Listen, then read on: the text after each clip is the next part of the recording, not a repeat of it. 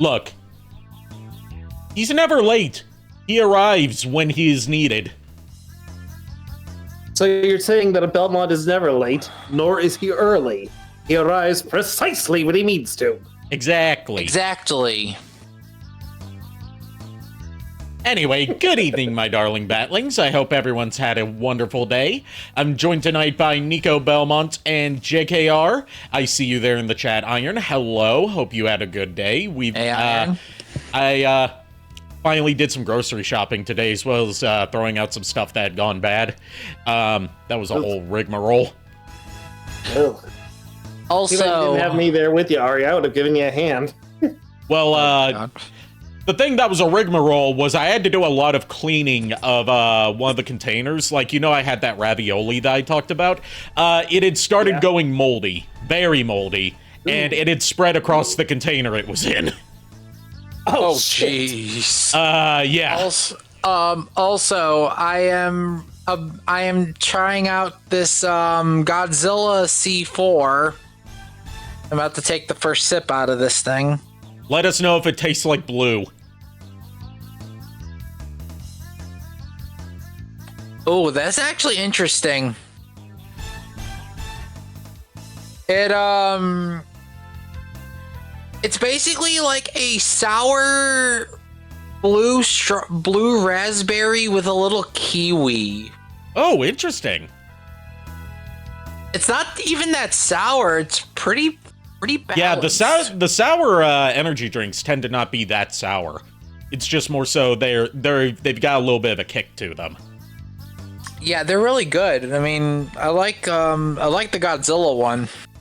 Meanwhile, Definitely. my drinks of choice tonight, I've got water, I've got coffee, I've got Swedish Fish Ghost, and I've got Dr. Pepper. Lucky with the Swedish fish. I am jelly. So we're doing Mega Man X2 tonight to continue off of our where we finished Mega Man X1, and this is where we start getting into the territory of Mega Man X games I haven't played and beaten all that much, so I'm still pretty unfamiliar with them. So with that being said, let's switch on over to the game screen. And I guess my Switch 2 turned itself off, so let me turn it back on. And then get swapped to the correct controller, because it doesn't like turning on with the controller I'm currently using. What song is this currently playing? Oh, it's Chala Head Chala, the theme to Dragon Ball Z. Oh, okay. I wasn't sure, because I was like, I missed the Chala Head Chala part, It hasn't happened yet. Oh. There you go. Head shalom.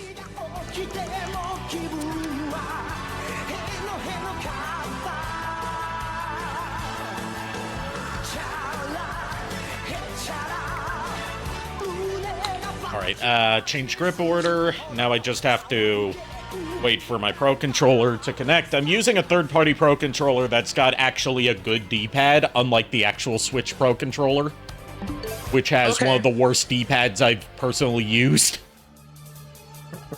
See, here's the thing with the Switch Pro Controller. I didn't really have much problems with the D-pads, but then again, I mainly used the Pro Controller to play Pokemon Unite, and it's way more comfortable with that.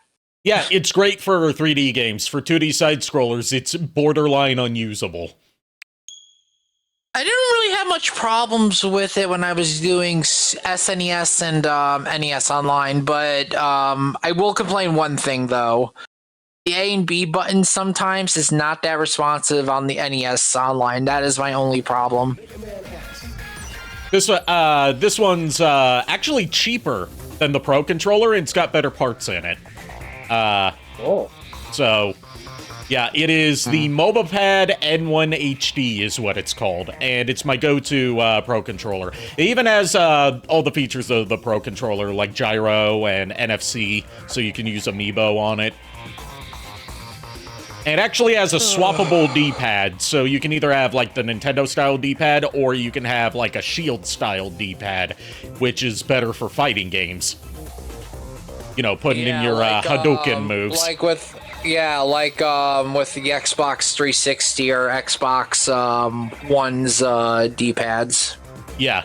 Or more like the Xbox Series D-pads that are out now, where they're kind of a shield style, but they still have the more defined directions of a cross-shaped D-pad.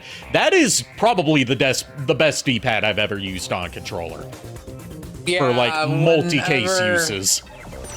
Like, unless it was like a Switch-only fighter, I always go Xbox controller for go-to fighting pad. Yeah, PlayStation controllers in general are not all that great for like 2D fighters, because the segmented D-pad. All right, it has been 6 months since the Maverick Revolt started by Sigma is over, but Mega Man X and of Maverick Hunters have yet to destroy all of Sigma's followers. Got it. Thank you for the sub, Shadow Dragon. Led by information gained by Dr. Kane, Mega Man X and the rest of the Hunters have tracked the last of the Mavericks to an abandoned Reploid factory. They hope to wipe out the last of the Resistance. The panic storytelling. Little do they suspect that the real war is about to begin.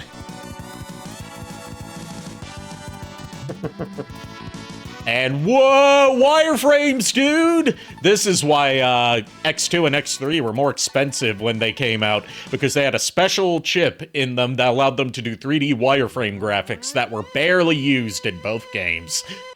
Oh, wow. And they are, to my knowledge, X2, X3 is Super Nintendo, right? Yes, those were the other two that were released on Super Nintendo as far as the X series goes. Although X3 was also ported to PC, Saturn, and PS1. Okay, because the polygon-esque like wireframe stuff was also like in Star Fox as well. Yeah, but it was a different chip. That was the Super Effects chip. This was a custom chip by Capcom called the CX4 chip, which only allowed wireframes, not polygons. Okay. It ended up only really being used in X2 and X3, and as a result, less cartridges of those were produced, and they were more expensive at the time, and because less were produced, that means they go for more on the aftermarket. And it also meant they were a bitch to emulate for a long time, because you had to emulate the chip in addition to the game. Because there's, like, entire boss fights that rely on wireframe graphics.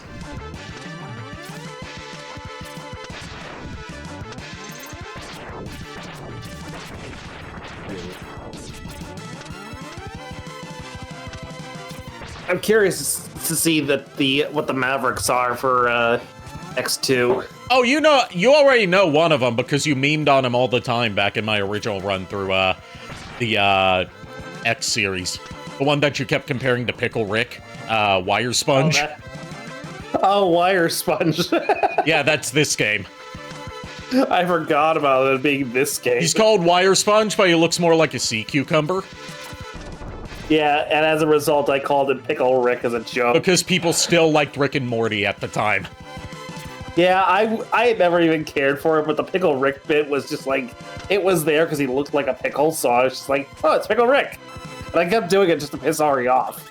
The only thing I remember from the whole fandom thing with Rick and Morty is if you say you like the Pickle Rick meme and that's the only thing you knew, they basically shunned you and just said, you're a fake fan. I'm like, whatever.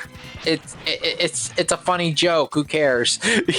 Yeah, I never called myself a fan, so I was like, if they said that to me, I'd be like, yeah, I'm not really a fake fan. I can't really be a fake fan if I was never a fan to begin with.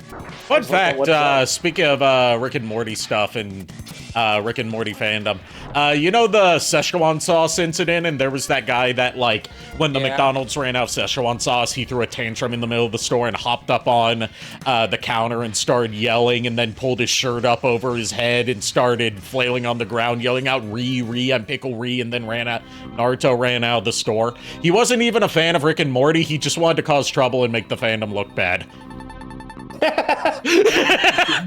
He said so himself. The Phantom doesn't really need help looking bad. They do that on their own. But here we've got our first silhouetted appearance of our main villains for this game, the X-Hunters. Serges, Violin, and Agil. First we got Serges talking. This is their leader. His name is Mega Man X.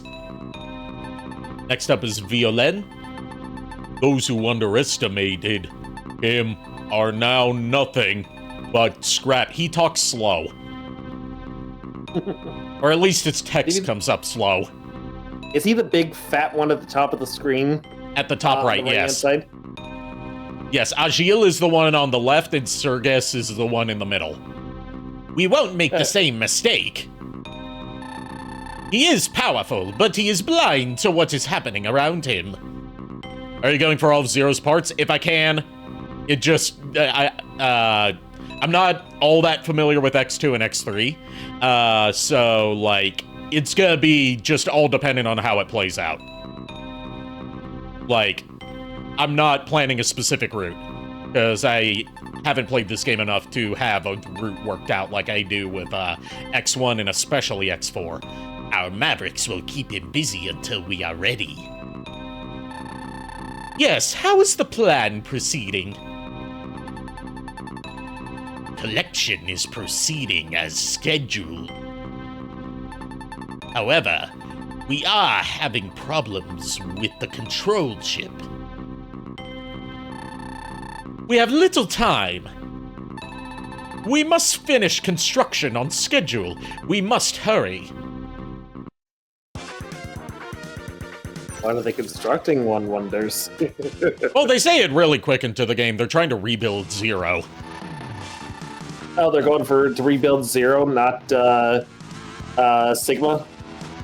Well, I mean, Sigma's got...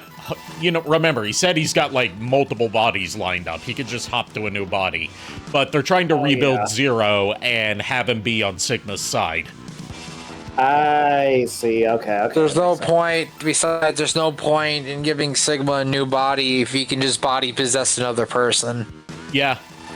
This is the game that sort of delves into, like, gives us our first glimpse at, like, what he is. Yeah. The fact is, like, if anything, it's just like it could show that his allies are building him a new, stronger body to inhabit, unlike the last one. Right. All right. So the stage I'm gonna try and start with is Wheel Gator. Like, let's go over our Maverick lineup. We got Wire Sponge, Morph Moth, Flame Stag, Gravity Beetle. Sorry, not Gravity Beetle. That's X3. Magna Centipede, Crystal Snail, Wheel Gator, Bubble Crab, and Overdrive Ostrich. A majority of them are bugs. One's a crab, the other one's a burb. And one's a sea sponge. Who lives in a pineapple under the sea? Not this guy, because he's above ground. The water level is, funnily enough, not the sea sponge, it's the crab. Yeah, from my recent attempt at playthrough, I started with Wheel Gator, then diverted to Overdrive Ostrich to get a... You know what, I'll start with Overdrive Ostrich to try and get the armor part that's in there. No, I need Wheel Gator for that, don't I? Huh. I'll think about it. Well, you can revisit stages, I think, so... Yeah, you can, but there's also sort of a ticking clock when it comes to fighting the X-Hunters. They randomly appear in certain stages, and you have to go out of your way to fight them, and if you, like, go to a stage that they're in and complete the stage without beating their optional boss fight, then they disappear from the map, and you cannot get the Zero part that they're holding. Oh... Which, it doesn't really matter in the long run whether you get Zero's parts or not. It's just, if you get all of Zero's parts, then you get to skip a boss fight in the final stage.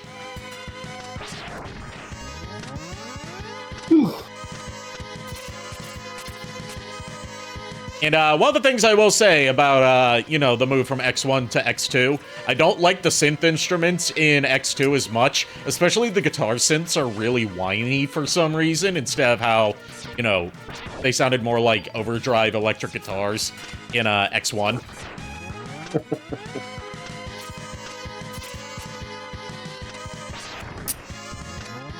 I don't know, I'm just real picky about guitar synths. Especially when it comes to, video game music. Okay, from what I found, you're currently clear. The X-Hunters will show up in a stage once 2 Mavericks are destroyed. Yes, that is what happens. You have to beat 2 Mavericks for the X-Hunters to start showing up. Then, if you defeat, 5, one of them disappears from the map. If you defeat 6, the other one another disappears from the map. And if you defeat 7, all of them are gone now. And you can't possibly get Zero's parts. There's only 3 Zero parts to get, because, there's 3 X-Hunters. But, yeah, as far as gameplay goes, you start off with the dash this time, carried over from X1, so you don't have to find the leg parts of your armor to get the dash. Instead, the leg parts from X2 onwards give you a different ability per game, usually related to aerial movement.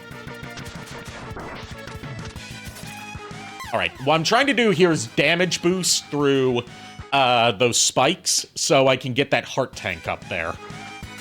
And it's gonna take me a couple tries, because I'm still, not good at this. That's why I titled the stream the way I did. Doing some damage boost shenanigans? Yes. Because this also cuts down on backtracking.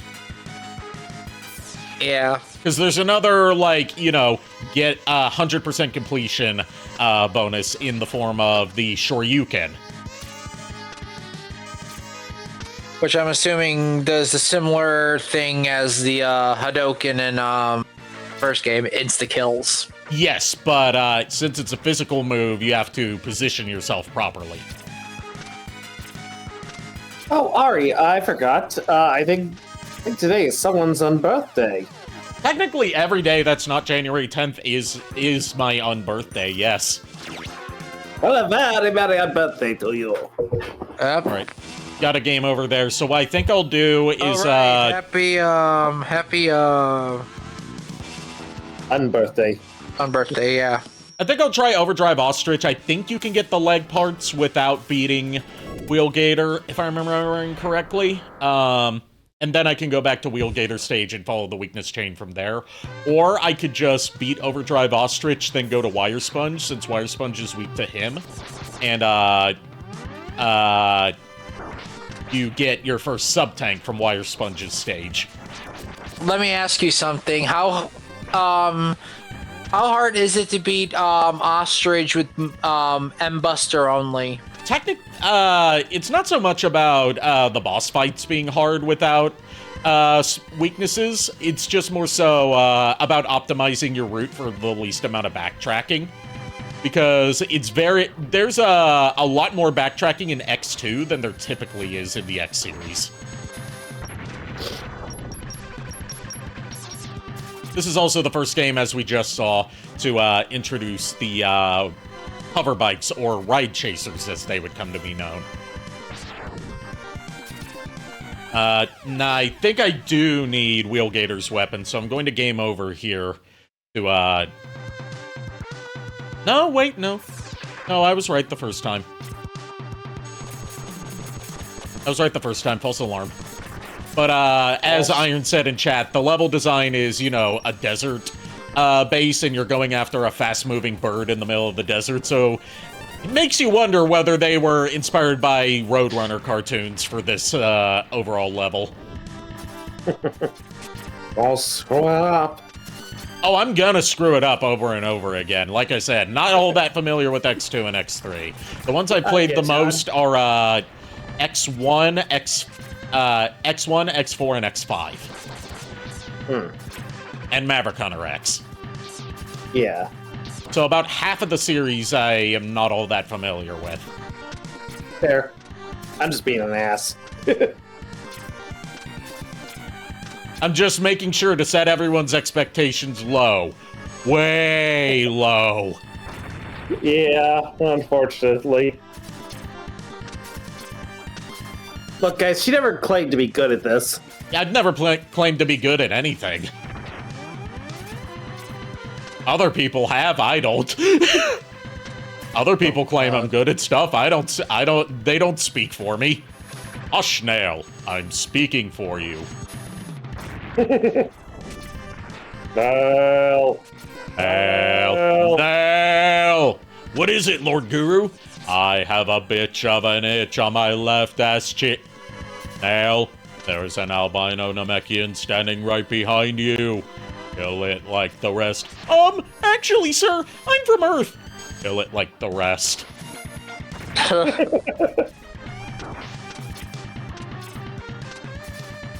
Yeah, I think I can damage boost through this if I do it right, because it intends for you to get up to this area with the bike, but the bike's hard to get up there with, and it does cut you off from backtracking.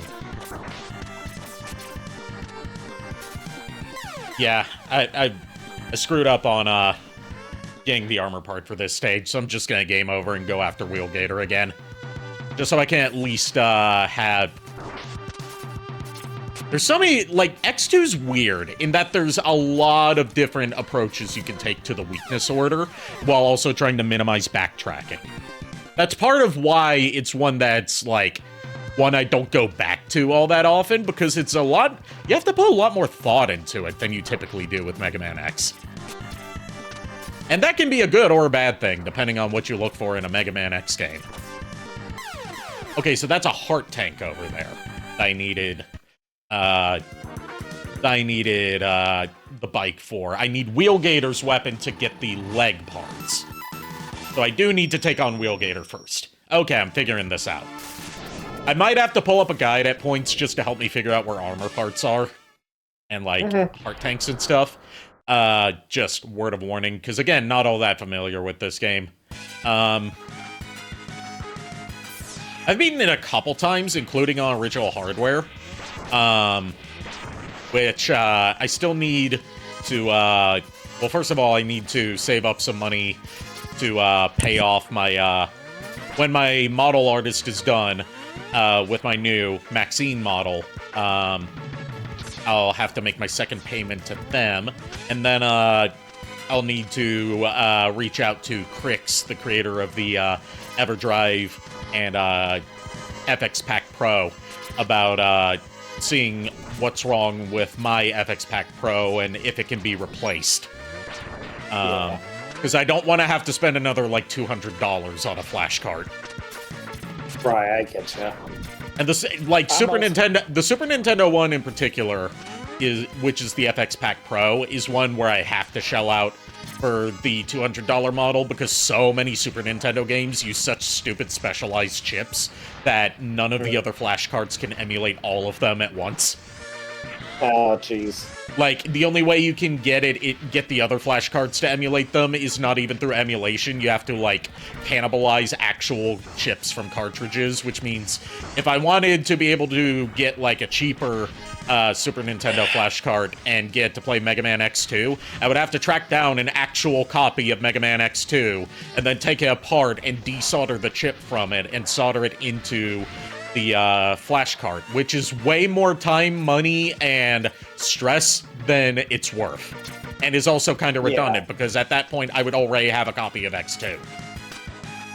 Right. Yeah, also be right back. I'm gonna use the bathroom real quick. Okay. Yeah, Okay, then, I should be facing away from spikes, so it damage boosts me backwards. I've done this before. I did this yesterday. I just can't remember how. But yeah, you also gotta, I do also, and I'm also going to be paying you back in installments. It's just I'm trying to get my model artist paid off first before I worry about anything else. I understand. That's why I was saying it's like you've obviously got these more important things to worry about. Then after you have gotten these all done. It's not about level of importance. It's just about, like, I've already made half of my payment on the model, and if I don't make the other half, then I don't get the model, and I'm out $102. No, I get you. I understand that. But also, you know, I'm waiting on my refund to come in from that fake SD card. Oh, yeah. How much did you pay for that thing? $64, including tax. Oh, fuck. Because the Switch 2 is special, so it has to use a special, more importantly, more expensive kind of SD card, and won't even read regular SD cards. It'll just tell you that it couldn't read what's plugged in. That's how I knew something was up. Yeah, it's like one of those things. It's like that old. I don't even know what kind of commercial it was. I just know it was an eyeglasses commercial, but I don't remember what brand. It's the whole like. I have special eyes. That wasn't an eyeglasses commercial. It was for a site where you could get contacts from. Oh, okay. I knew it was something to do with glasses or something like that, but I wasn't sure what the site was. I know what you're talking about. I just can't remember what company it was. I just know it was for like a company where you could buy prescription contacts from them. Gotcha. Like the whole like I have special eyes. I have special eyes. Look with your special eyes. My brand. One of the greatest commercials of the mid to late 2000s. Yeah. I didn't know there was a energy pickup hidden over there. There's a lot of hidden stuff in X2 that you wouldn't think about. Like, that's part of why, when you get the head parts for the armor, it, tells you where secret areas are. Okay, so I do have an extra life, so I don't have to worry about going into this with one hit killing me. Because in X, in the X series, you start out with really low health. That's why those heart tanks are important. Right. I wonder if how Vector the Crocodile would get along with Wheel Gator. That's a good question. I wonder if in the Sonic universe, Gators and Crocodiles have turf wars. It'd be hilarious if they did. But then they also had to deal with the Eggman constantly fucking everything up. So the question is, like, would Gators be on the side of the Eggman, whereas the Crocs are actually, like with Sonic and friends? Then that's also getting into the question of, like, the Mobians versus just the regular animals in there. Like, there's that giant gator in Sonic Heroes in a game where you play as a talking crocodile.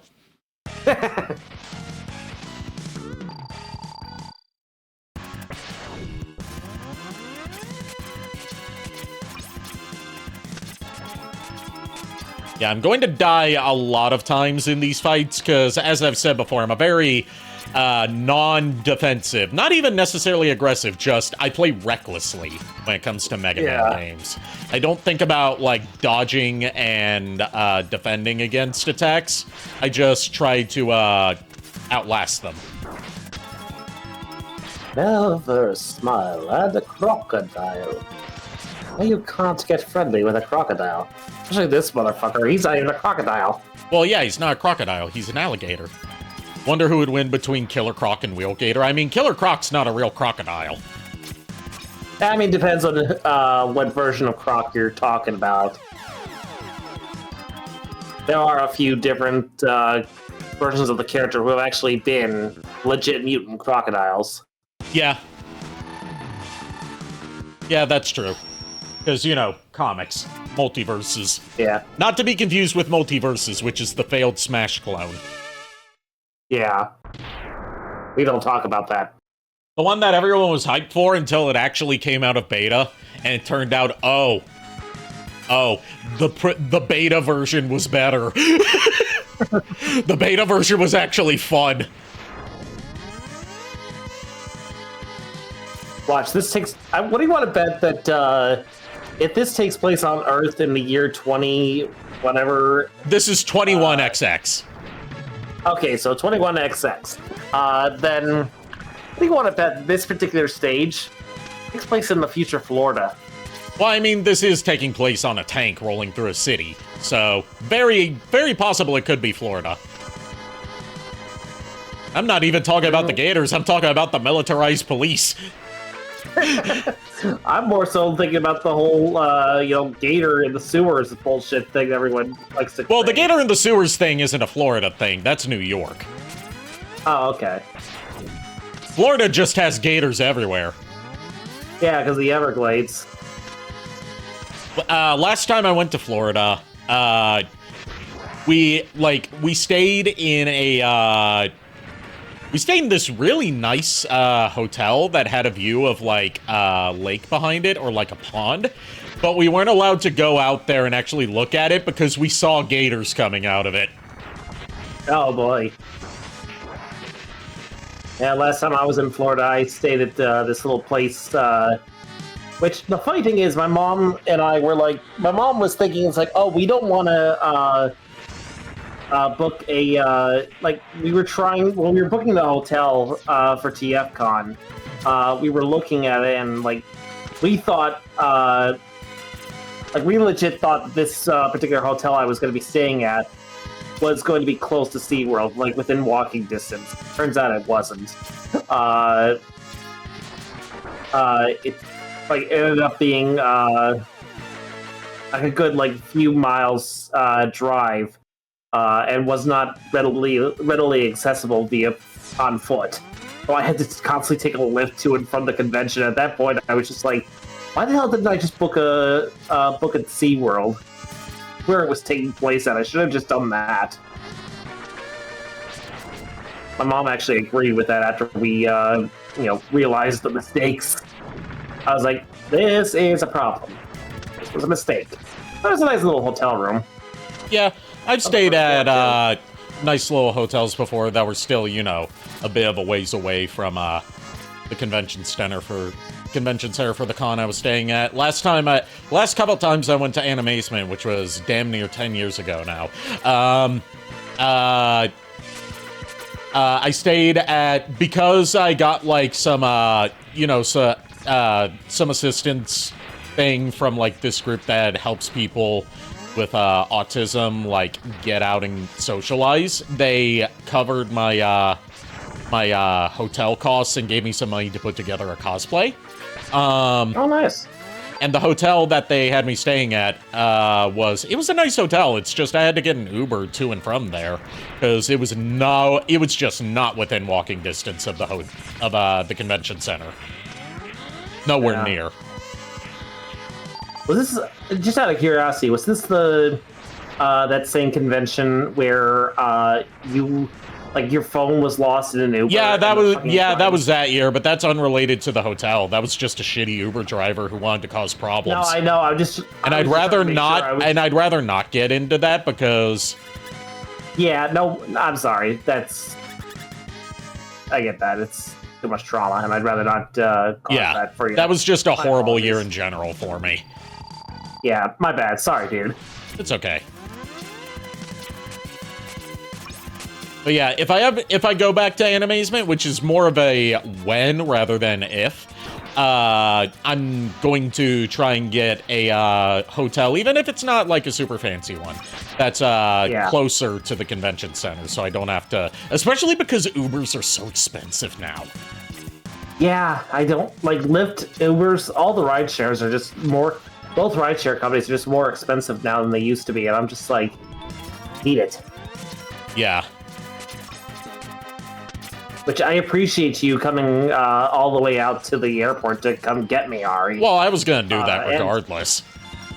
And taking me back, that was, great of you, because honestly it saved me a lot of money just trying to, plus the fact is that I had a family friend who came to the airport to pick me up, but I landed just back home.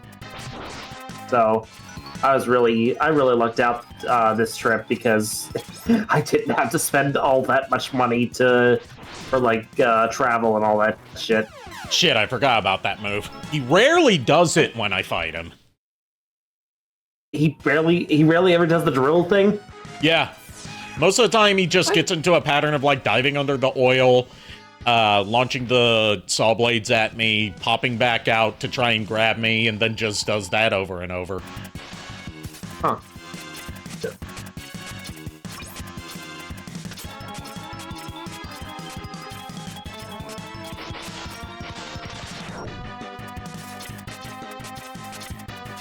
The funny thing is, when I look at this guy, like, was it Wheelgate or Wheel Alligator? Wheelgator.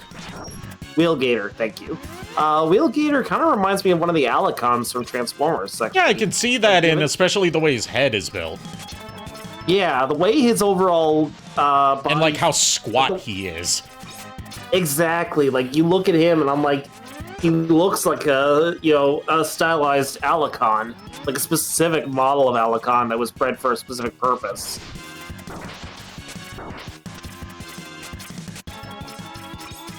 Right, if I lose again here, I'm probably going to divert to Wire Sponge's stage just to get that sub-tank so I can, heal myself mid-battle. Right. I'll be right back. Okay.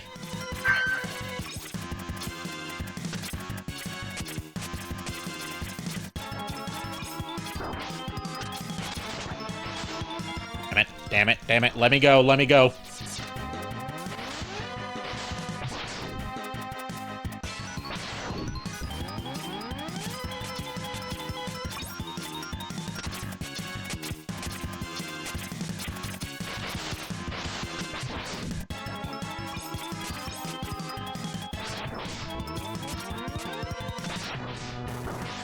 Damn it! Alright, Wire Sponge it is. Yeah, this is part of why I don't go back to X2 all that much, is like, it's a lot harder to figure out who you want to start with, because, I'm the kind that likes to minimize backtracking in Mega Man X games, but also wants to find a good weakness order to follow. And, like, there's not really a good way to, like, get everything in one go while also following a, weakness order that starts with an easier boss. You know what I mean.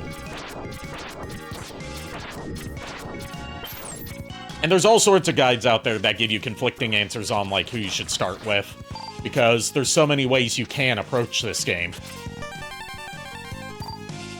Heart tank hidden up there where you can't see it. That's absolutely devious.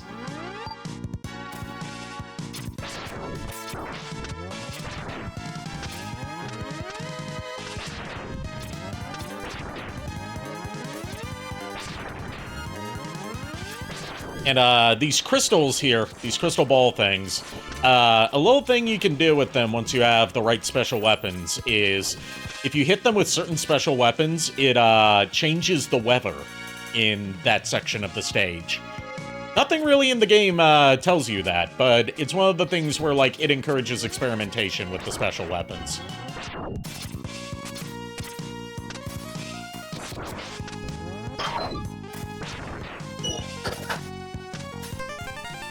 I'm back, but not for long. I just gotta refill my water. Okay. Sorry, I thought I had enough water, but it turns out I didn't. Well, I mean, looking at me would make a lot of people thirsty.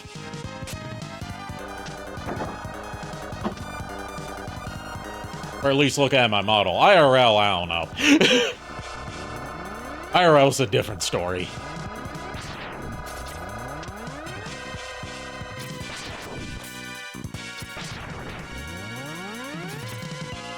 So I got the sub-tank, and I got the heart tank. That at least gives me a little bit of an advantage if I can at least get a bit of energy into that sub-tank.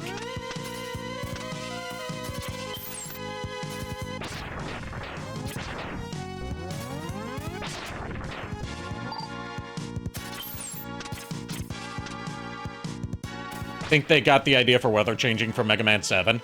I'd have to look at the release schedule because I don't know I know X1 came out before Mega Man 7 did. I don't know. Sorry about that. Welcome back. JKR went to get some water. Okay. Still haven't beaten any Mavericks. I'm going to, I went to Wire Sponge's stage, got a heart tank and my first sub-tank. And Okay. Iron was saying, do you think they got the idea for the weather-changing gimmick in this stage from Mega Man 7? And I don't know, because I'd have to look at the release order of games, because I know that, like, Mega Man 7 came out a bit after at least X1. I don't know if X2 came before or after 7 did. And I also know that, like, 7, we found out recently, was developed under immense crunch, and it's a miracle that turned out as good as it did. You know, a few difficulty balancing things aside. Because, you know, this was the era where they were starting to crank out multiple Mega Man games per year. Mega Man 7, developed in only 3 months. Oof.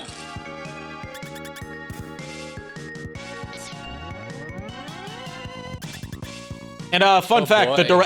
the director of Mega Man, the former series producer that took over after Keiji Inafune left, and then left after a couple years after Mega Man 11 came out. You know, the guy responsible for bringing Mega Man back the first time. He worked on Mega Man 7, and he's how we know a lot about how 7's development went.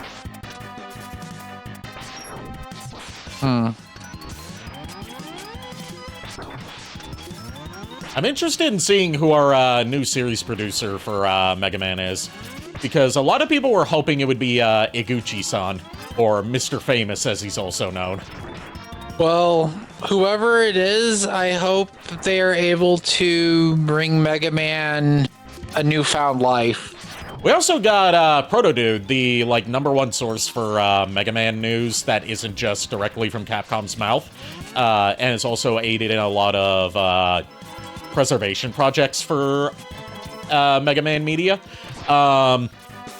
Recently confirmed part of the reason that we went for so long without a new Mega Man game, and why the latest one that's announced isn't coming out until 2027. Other than, you know, they're doing the Robot Master boss design contest again, which is the first time they've done that since, I think, Mega Man 8. It's because a lot of the years where they had, like, nothing going on for Mega Man since Mega Man 11, and after the obvious cancellation of Rockman Tyson, was the Mega Man team learning how to develop in the RE engine, so they're no longer stuck using, you know, an almost 20-year-old engine for Mega Man games, like they were with Mega Man 11. They get to use the fancy engine that all the proper Capcom franchises that they care about get to use. And learning a new engine takes time and effort. Trust me. I've had to learn Unity. It's a nightmare. I imagine something proprietary that has a lot of use cases, like the RE engine, is probably a bit easier to learn if you're, you know, working at the company. But also, you know, being part of the team that doesn't get to make games more than once a decade for the past nearly 20 years. Almost 20 years as of this year. I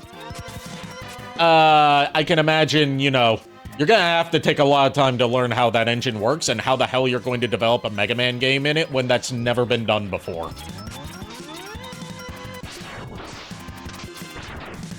Yeah, well, at least if you want it to be good.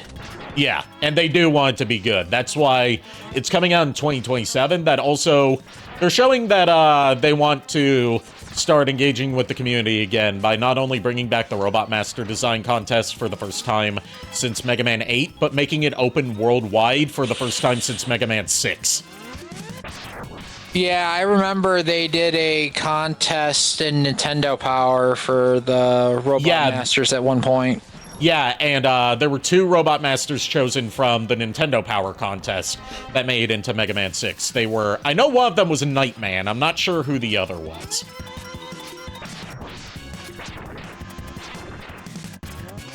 But typically, the Robot Master Design contests were always Japan exclusive. Which is why it's such a big deal that they're making it worldwide. Alright, we beat Wire Sponge. And with that, we now have the weakness that you can use to beat Wheelgaters. So that will open up the ability for me to not only start fighting the X-Hunters after I beat Wheelgater, but it also will give me access to the leg parts in Overdrive Ostrich's stage. I'm pretty sure they're in Overdrive Ostrich's stage. But yes, we got our first special weapon, the Strike Chain, which shoots out a chain that not only a chain with a claw on the end that's not only used for, you know, hitting enemies from halfway across the screen, but it's also used for grappling. Well, not like grappling straight up on the ceilings, but you can use it to like grab stuff from far away, including basically like the hook shot from Zelda. Yeah, it's basically the hook shot, but you can use it offensively. So like the hook shot from Zelda. Yeah, basically the hook shot. So basically, you can use it like Scorpion. Get over here! Yes. Except I don't think we've ever seen Scorpion use it as a grappling hook, just as a get over here enabler. Yeah. Also, can I offer you guys a nice egg at this trying time? I had eggs already today. I don't need more. I have Salisbury steak and mashed potato, so I'm good. I've had enough between the loaded hash browns I had for dinner and the fried eggs I had for breakfast. I've had enough eggs today. I don't want to raise my cholesterol too high.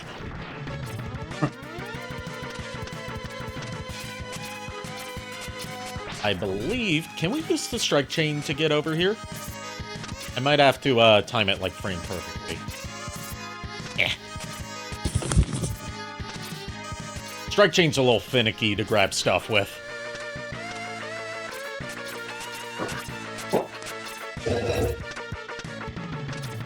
Gonna try it one more time, and if not, I'll just move on. Nah, I'm just gonna move on. I think I might need the charged flame stag weapon for that, because that gives you an additional air dash.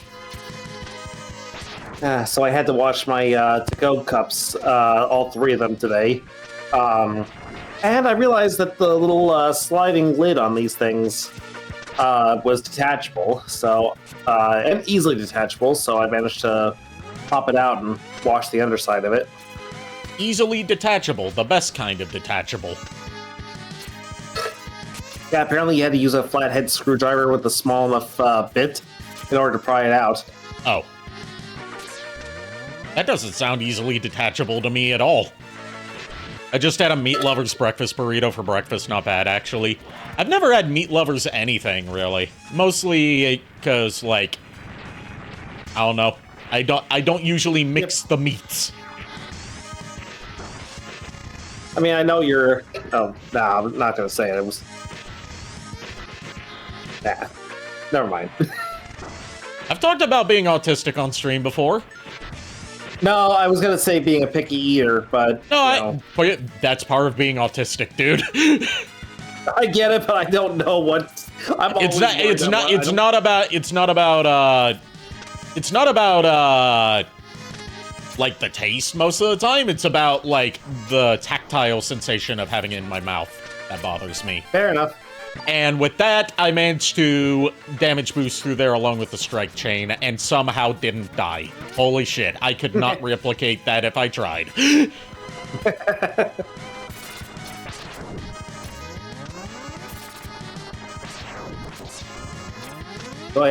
So I managed to snag a Legacy Evolution bludgeon figure. Oh, nice. How is it? I know it's a retool of the Tarn mold, but how is it as a bludgeon? Here's the thing: I have the Amazon version already. What I did was I actually managed to secure one from a seller on Facebook, and this one's next to the samurai motif, and it does look pretty good. I didn't know there were two bludgeons. Yeah, the first one that came out in the Legacy Evolution line is his classic skeletal samurai design. And then the second one is his more original IDW pre-Pretender design, like before he became the skeletal samurai bot that he's known for. I have the second version, which is technically his IDW original body, on my main display, and it's good. I have to, kind of like mix around some parts here and there, like customize, like basically just put the weapons in different spots and everything to, make them fit better, make it look different enough from Tarn so that he doesn't look like an exact green replica of Tarn. Well, he's not just green, he's also orange. Yeah, but mine is more green and yellow, with a few tints of red. But he does have a new chest plate, which becomes the cow catcher, or whatever the fuck that front end of the tank is called. Right, time for a rematch with Wheelgator and actually use his weakness against him. Still have to play pretty defensively, though. Because he's one of those bosses where you have to just kind of wait until he makes himself vulnerable, which is very uncommon for a Mega Man X boss. Meaning you have to react rather be the one to start shit. Yeah, it's because the arena you're fighting him in has oil, like a lot of oil flooding the room, and he dives into the oil, and when he is, you can't see him and you can't hit him. You have to wait for him to jump out, but when he jumps out, he'll try and grab you with his mouth. Yeah, like an average gator would. The average gator swimming through oil. Yes, not the weirdest thing that I've seen gators do. So basically, Krakomeyer from Super Metroid, but instead of lava, it's oil. Yes. And you don't see him dissolve in front of you. Hey, Chuck. Hey, Chuck. Ayo, Chuck. Wrong button. I will never get used to the placement of the start and select buttons on the Switch Pro controller or any clones of it, because I'm used to the start and select buttons being towards the center of the controller, but no, that's the home button.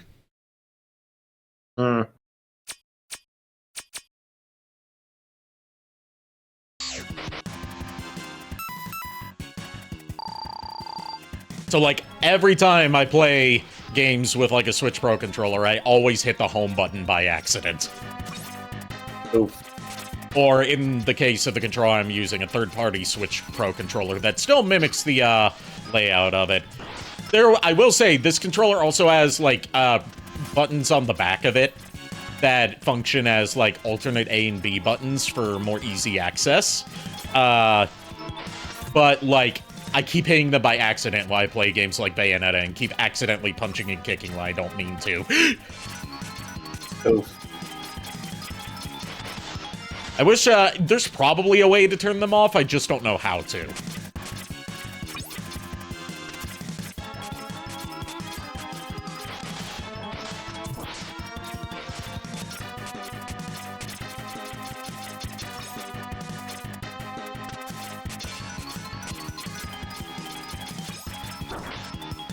Come on, Fate! What are you, a man or a mouse? Neither, I'm a gator.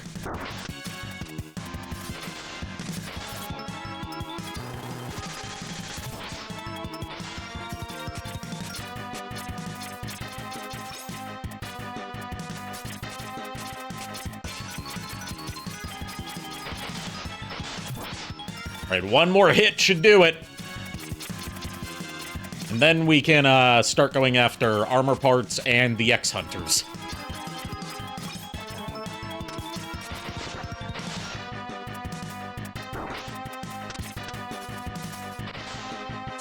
There we go.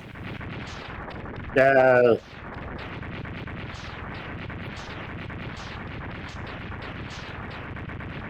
You also probably noticed pretty quickly that this game has a lot more cutscenes than X1, or just Mega Man games of the time. This is where we started getting more story-intensive Mega Man games.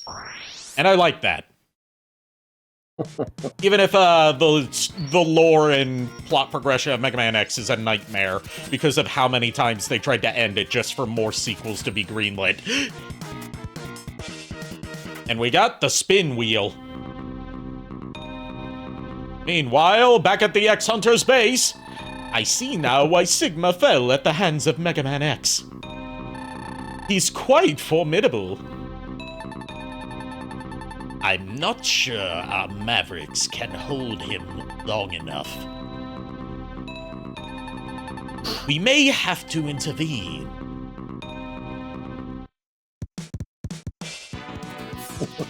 Back at Maverick Hunter Base, and our first time seeing Dr. Kane in person in a Mega Man X game. Dr. Kane, what happened? A group of Mavericks calling themselves the X-Hunters in parentheses for some reason have just contacted us. Greetings. We have all of Zero's parts. They can be yours if you can defeat us. We look forward to meeting you, X. X, Zero's control chip is still stored here. I doubt it is possible to resurrect him without it. Dr. Kane, I've got to get Zero's parts back! At any cost! Definitely saving. Good thing there's also password generators you can use online to keep track of what you want to do. Here's where the X-Hunters start appearing in stages. I can take out Violin. Well, do I want to risk it? You can get the X-Hunters to reset the locations they're going to by entering and exiting a level.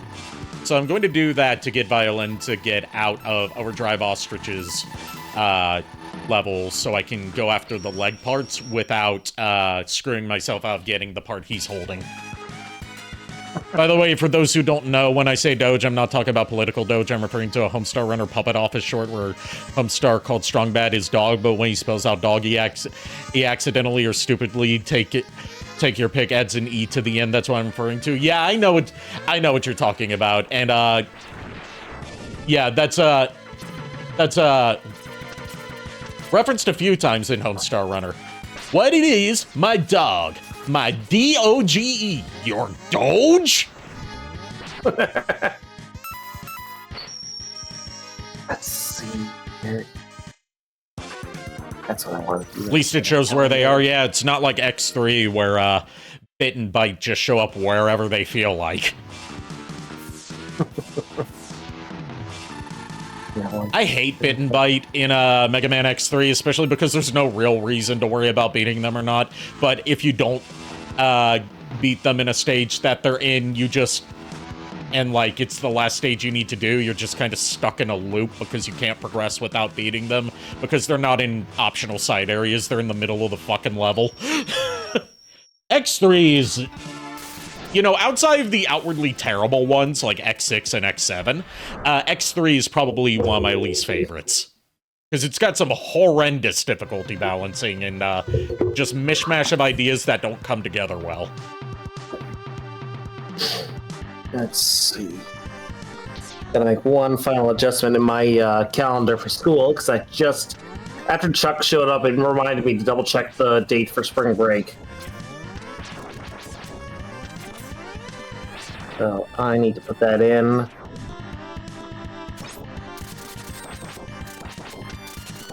Third. I believe it's... No, that's where the X-Hunter is. I know the leg parts are in this stage. What the fuck are they?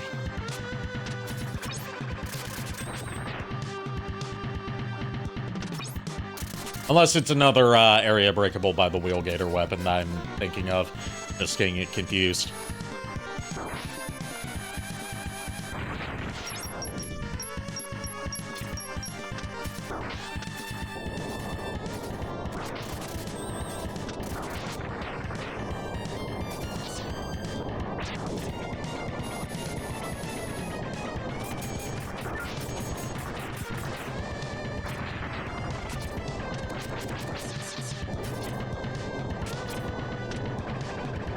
I know you get, or I just don't know, and I just don't know any to accidentally trigger someone since I say it almost every stream I'm in the chat. I mean, The term Doge also existed in meme terms way before Elongated Muskrat managed to ruin it for everybody in multiple ways, as he tends to do, being the least funny person to ever exist.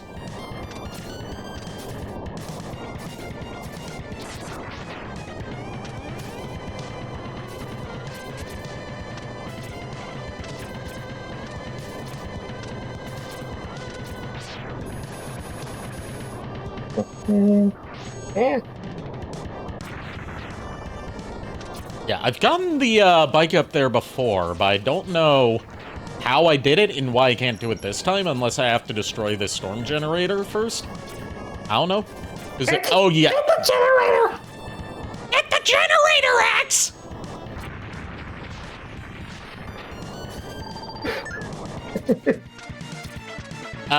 Chuck says, JKR, I got Studio Series Soundwave today. Man, everyone's getting Studio Series Soundwave except for me. The fun of being broke. And having, stuff to pay for. Yeah, I know the feeling. Like, I'm a Soundwave collector. I need to get my hands on Studio Series Soundwave at some point before it skyrockets in price. I get. See, my problem is this. Since Pokemon Center, people are hinting around that Pokemon Center is releasing something for Valentine's Day. If it's Gardevoir related, I'm going to be screwed. Watch them release a life-size Mega Lopunny. Don't joke about that. Lulu said that if that's the case, we are pre-ordering that. Because I know exactly how that is going to go down. And then we're going to have to hold a poll to give her a name. Let's see. So, Chuck, just a heads up for you, and I'll type this in, DMs as well. But for the time being, just so you know, spring break officially starts for me on March 23rd. So if you want to try and come in like on the 20th, and head home like the 22nd, that'd be fine with me. Or we could do it like from like the the 27th to the 29th. Totally up to you, my dude. Whatever works, it works for you.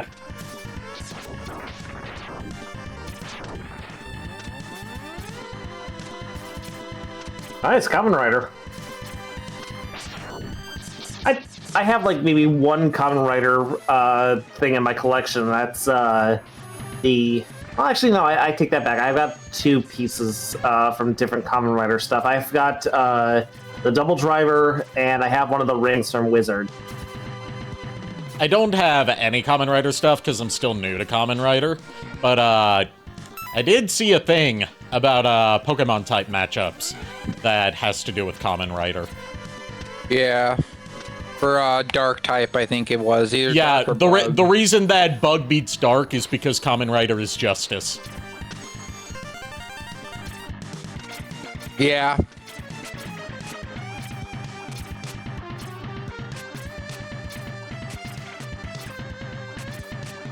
My main thought about that was bugs thrive in the dark.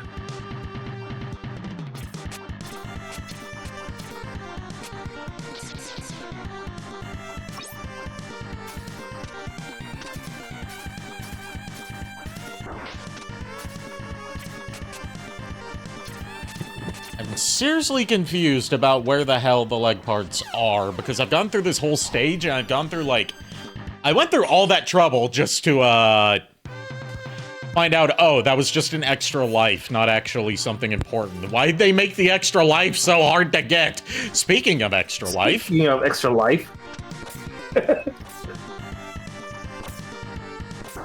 Yes, support the Mad Science Division, associated with Extra Life. We have many options. Just click that link and you can see what we have available. Just, word of warning, do not... Yeah.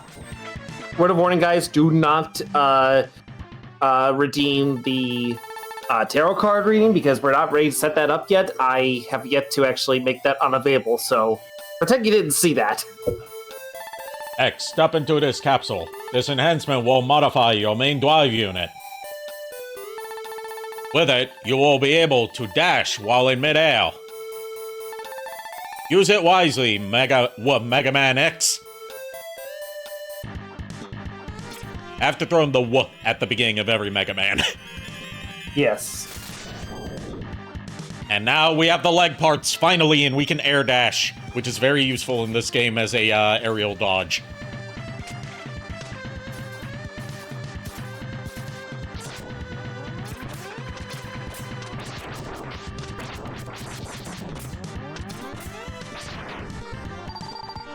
And I'm just gonna grind sub-tank energy on this Scorpion for a bit. Oh, he doesn't want to respawn. For once, off-screening an enemy in a Mega Man game doesn't bring it back.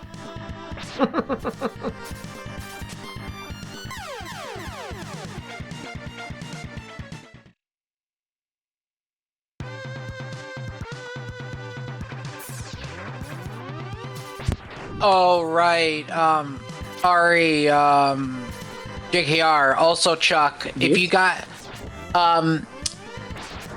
if you guys have anything you guys you want to, do especially for this session, let me know by Friday, so I don't forget. I do have an idea that ties into, Varen's backstory, as well as that scar.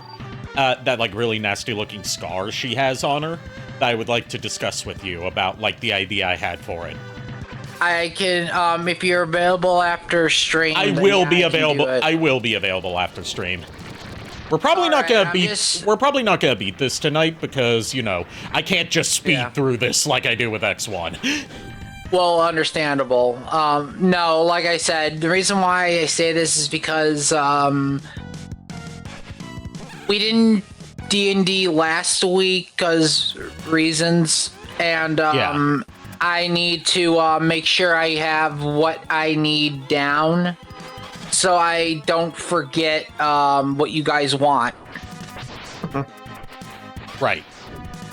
And I will make sure to let you know that. When me and Nico discuss that, I would like it to just be me and Nico in the call because I don't want it spoiled for, like, any other players for if it potentially happens this coming session. Yeah. It might not happen this session.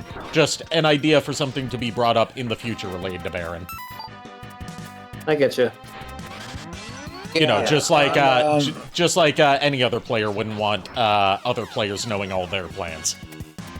Yeah, Ari, you already know like my plan, but that's only because I had to use, you know, I had to use your Discord in order to talk to Nico because of the bullshit I was dealing with. So, meep indeed, Iron.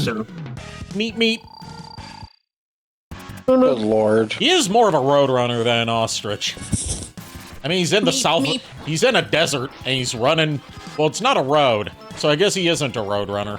That is one of Chuck Jones's. That is one of Chuck Jones's rules for the Roadrunner cartoons, is that the Roadrunner must always stay on the road, because if he were to leave the road, then he would not be a Roadrunner. Yeah. Meat, I'm a sheep, I'm a soup.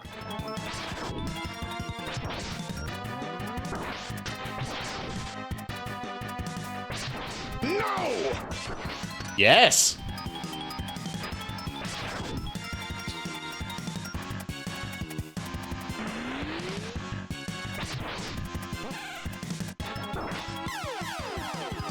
I think that was my last life, but at least, yep, at least I got the leg part, so that's some, I think you might be right.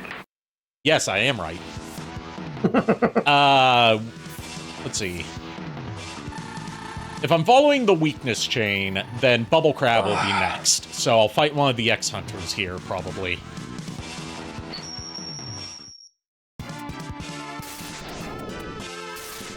Now, I'm assuming if the X-Hunters KO you, then they are free to leave the stage with the part. Only if you game over in the stage without beating them. Okay, so as long as you have lives, you're okay. Yeah. And if you played X5, but not X2, you might recognize this music. X5 reused this track for Duff McWhalen stage, but remixed. I've only played 4 Robot Masters into X1. That is it. So no, I haven't played 5. X5, like, long story short, for, you know, a little bit of common knowledge about Mega Man X series, X5 was supposed to be the end of the story, and then it would time skip to Mega Man 0. So X5 really wanted to be the grand finale of the Mega Man X, and especially the dynamic between X and 0 plotline.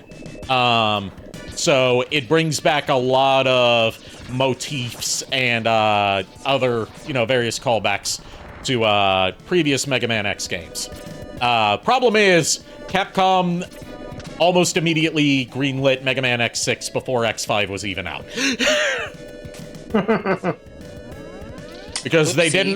Because they needed more Mega Man games on their, you know, bukkake of Mega Man games that they were releasing at the time. And thus ended up becoming more quantity over quality. Yeah. Although at the same time, like, a lot of people, there's a bit of nuance to, like, you know, how did we keep getting so many fucking Mega Man games in this era, even though they, you know, Mega Man historically is not the best-selling game ever? Part of that is, you know, just looking at the scale of how they sold, because games didn't need to sell as many copies back then, because gaming wasn't, you know, the single biggest entertainment industry in the world like it is now. Yeah. But also, Capcom measured, you know, sales differently back then. They didn't measure based on individual units sold per game. They measured based on units sold per franchise. Ugh. So, like, while a single Mega Man game released that year wouldn't sell all that well, the combined sales of Mega Man games released throughout that year across different Mega Man series were all just counted as, oh, Mega Man sold this much, instead of, like, say, in the year 2000, like, Mega Man Legends 2 sold not all that great, and then Mega Man X5 didn't sell all that great. But they didn't count it as sales for 2 different individual games, they counted it as just overall Mega Man sales. And they did that for every franchise they owned. Like, they would release, you know, Resident Evil spin-offs at the same time that they were releasing new Resident Evil mainline games. Like Resident Evil Gaiden or... Gaiden and Survivor and stuff like that. And those would just be counted as, that's this year's Resident Evil sales, instead of measuring the sales for just, you know, throwing it out there, like Resident Evil Code Veronica. Hey guys, we have a widget. We have a widget of the stream. What is your wisdom?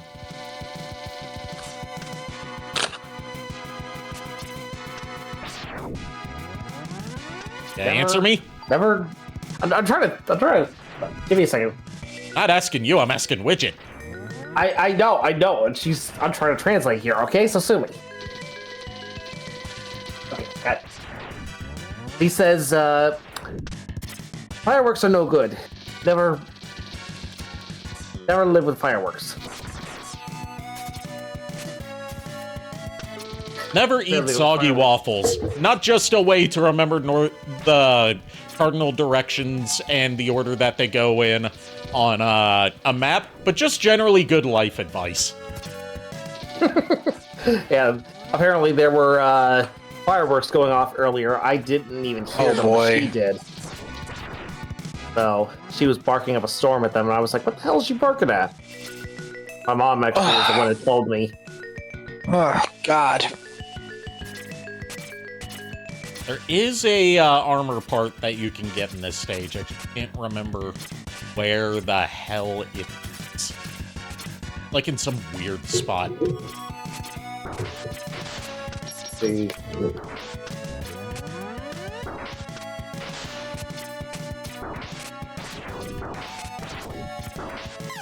One moment, I have to plug in my headphones. Okay.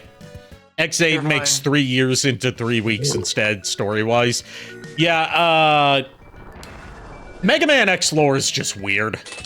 And it also doesn't help that Mega Man games up until very recently haven't had the best localized scripts.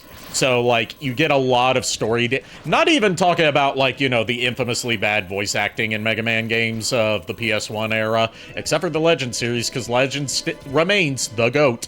But,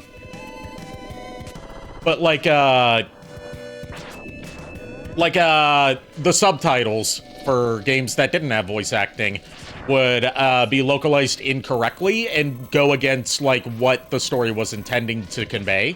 So you would get, like, the wrong idea of what the plot was doing.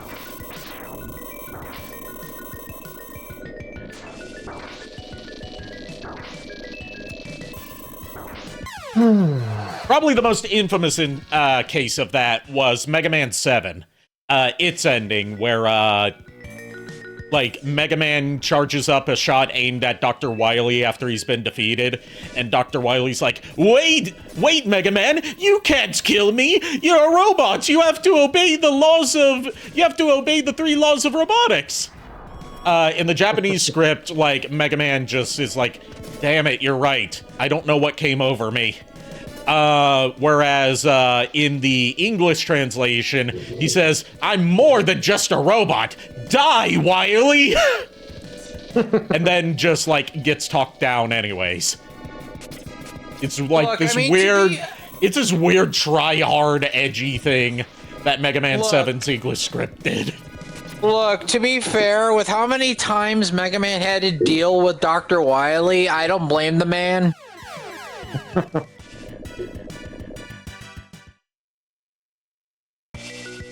Trying to remember how you get into the X Hunter boss door for this stage. If I game over here, then I miss out on, you know, that's one of the things I don't like about how the X Hunters are implemented. Like, I just don't like having optional bosses that are technically not optional anyways in my Mega Man games, but like, it's the whole thing of like, oh, if you get 2 out of 3, it doesn't count anyway. So if you fuck up once, then guess what? You just screwed yourself out of 100% completion. The completionist in me is like, no, none of that. Shame on you. Yeah. And the fact you can't refight them. Yeah. And then again, at the same time, by doing this, you also skip a part of the final battle. Kind of, I guess in a way, makes it, worth it in a speedrunning sense. You also get, like, a glimpse at something that would become a recurring alternate design for Zero if, you get all the Zero parts. Yep, we're not getting that Zero part. Damn it. So I guess we're just going back to killing, the other, hunters? Or rather, Okay, no, they did... Okay, so it's only if you encounter them and then game over that they don't come back. I will keep that in mind. Okay, then. I will keep that in mind, because all 3 of them are still there. Excellent. But I can easily go to Overdrive Ostrich's stage and fight an X-Hunter there. Or I can just go at... In this current order that I'm going through, it would save Overdrive Ostrich for last.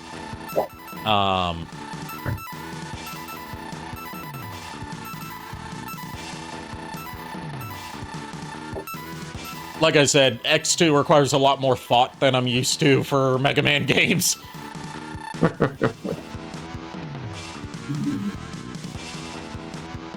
I guess in a sense, the way you feel about X2 is kind of like how I feel with Castlevania 2. Because, in a way, you have to plan out, like, everything you gotta do in order to get a better outcome. But with this, it's a lot more... It also doesn't help that you can't, like... To my knowledge, you can't, like, cheese it to where you can force the X-Hunters to appear in whatever stage you want. They just go wherever they feel like, as long as it's not a stage that's already been completed. Yeah, so basically it's RNG where they go. Yeah. Yeah. It's not as egregious as in, like, RNG determining your fate as Mega Man X5 is, where you can just play the game completely right and then get screwed over by the RNG, just deciding, no, you're locked into the bad ending because we say so. But I don't like RNG ever having any kind of factor into what ending I get. Yeah. It's not even necessarily like there's good and bad endings. It's just the finale plays out differently. Alright, we're fighting Sergus. I am Sergus, and I cannot allow you to stop the unification. It is for the good of all! If Sergus looks kind of wily-ish to you, it's basically... This is the guy that I said it's basically outright stated in the Japanese script that he's a robot with Dr. Wily's consciousness. A robot duplicate of Dr. Wily, basically. Yeah.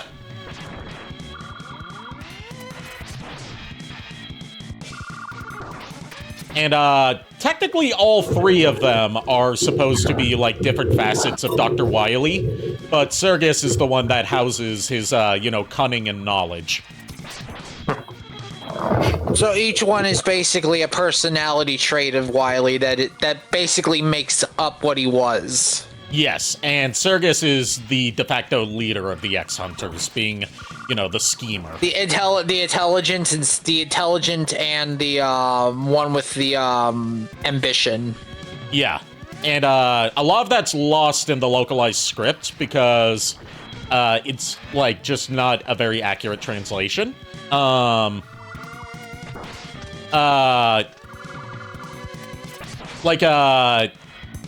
Like, it's even down to their names are... Well, Sergus is also an inaccurate translation of what his name is supposed to be, which is Sages. Which, their names are... The reason I pronounce them kind of Frenchy is because, they are French words for, violin is strength,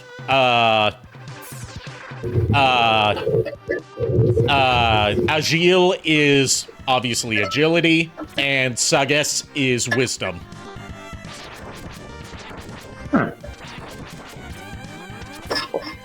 So this motherfucker is literally... God, I was gonna make a comparison to the Zelda and the fucking Triforce, but... Kinda. There are three aspects of Dr. Wily, who he was when he was still a living human. And that's also why they're trying. That's why they're trying, and they're able to rebuild Zero.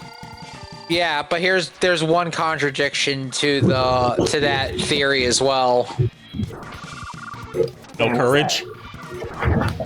Yeah, why? If Wily's machine is destroyed, he basically buckles down into being a coward. Yeah. That's why there's not one named after. That's why there's not one named after courage. Yeah, I was gonna say Wily is smart, but once he doesn't have his front anymore, he's not gonna do shit. He's just like, I'm done. I give up. Nope. They even since the games, have voice acting in the more modern ones, they even give him stuff to say, like, spare me! I'm just a frail old man! Yeah, that's a fat load of shit. Mega Man even calls him out on that in Mega Man 9. When you beat him, he's like, spare me, I'm just... I'm saying this more for JKR because he's not as experienced with Classic and X as we are. But Classic more so for you. But when you beat Mega Man 9, Dr. Wily goes through his whole please spare me, I'm an innocent old man, I promise I'll do good. And then Mega Man just calls Rush in.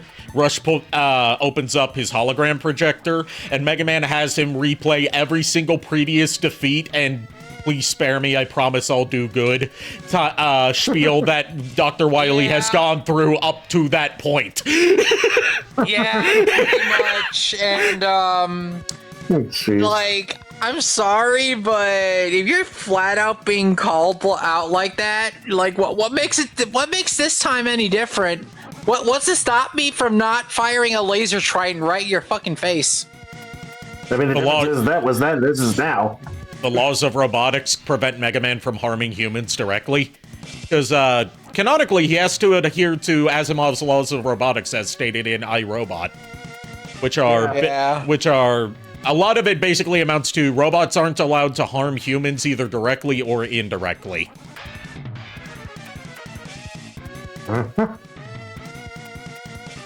Sergus has been defeated. Thankfully, unlike Bit and Bite, you don't need, in X3, you don't need to defeat them with their weaknesses. You just have to beat them for it to count. You have merely delayed the inevitable. We will meet again. And the reason I'm not giving him my usual Dr. Wily voice is because technically he's a different character. You got 0, part number 1. And number 1, I believe, is the head. Yes. We got Zero's head. He'll go great alongside the Iris heads from Lucas Gilbertson's Mega Man X9 parodies. Also, I was gonna say, separate from the Legends timeline, will you make a good soccer ball to kick into the bakery? Well, I mean, if it was his ass, then I could kick his can into the bakery. Da-da-da-da-da-da. Oh, hey, Cloud just went live. Hey, then that's who we're going to raid tonight if they're still live when I'm finished. Nice. Cloud. Yeah, let's be honest, no one is being fooled by Wily at this point. Not even Mega Man's fooled. He just still lets him... He just still spares him because it's like, I can't, not spare him. Okay, so update on the Godzilla C4. I underestimated it. Yeah? It gets more sour the less there is in the can. Oh, so it's like Godzilla charging up his atomic breath then. Yeah, because I'm like 20. I have only like 25% of the can left, and now I'm getting like very intense sour tones. I'm like, oh, okay. So you get more potent the more you sip at it. Yow.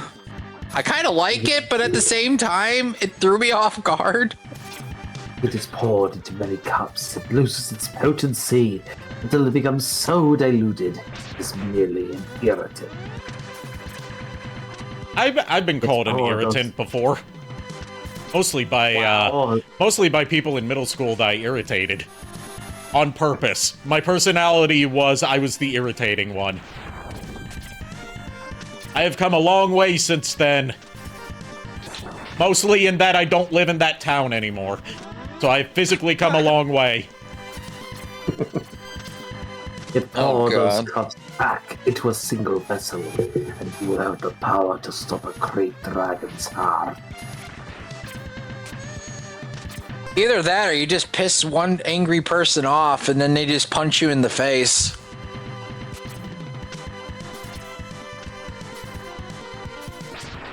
This is the secret. This is the rule of two. Except for in The Force Unleashed, where there's technically 3, it's just... Oh, God! He's supposed to be a secret. Okay, I finished the can. Oh! It's that strong? Yeah, it is a good drink, but, yeah, once you hit that final gulp, yow. Yow, like, indeed. Literally, yeah, it literally, flared up my, headache a little bit. Oh, jeez. How fucking much, like, it's a good drink, but just be warned when you hit the bottom. Okay. Duly noted. Out of curiosity, would any of you want a ride chaser? Won't lie, if I had a motorcycle license, I'd be down to drive one of them. Depends, are they as fragile as... Depends on if it's as fragile as they tend to be in the Mega Man X games. Honestly, oh, God. I would definitely get a ride chaser. I probably wouldn't ride one. Thanks for the bits, Lulu. Hello, Moth Ari. You know, I should have done the moth outfit tonight because one of the bosses in this game is a moth. Is it too late to switch models? Yes, because I'd have to, like, stop the tracking I'm doing now, open up VTube Studio, sync it from my phone to that, load up my male 2D model, because I don't have a female 2D model yet, and then set up the outfit for it, which I can't really just take all that time on stream just for a bit. Oh, I get you. I get. Do it tomorrow? I'm not streaming tomorrow, Lulu. You could always do it on D&D. Yeah, I could. Well, no, I couldn't because I have to have my D&D outfit for it. Oh, right. Yeah, fair enough. Sunday? Sunday I could, yeah. We were going to do probably more X2 that night anyway. Also, Lulu, update about that Godzilla drink. It gets more sour the less there is in the can. That last gulp literally knocked me on my ass. Oh boy. Of course. You're looking at the wrong series, JKR. This is not Star Wars. Even though there are lightsabers. This is the game where Zero gets his Z-Saber.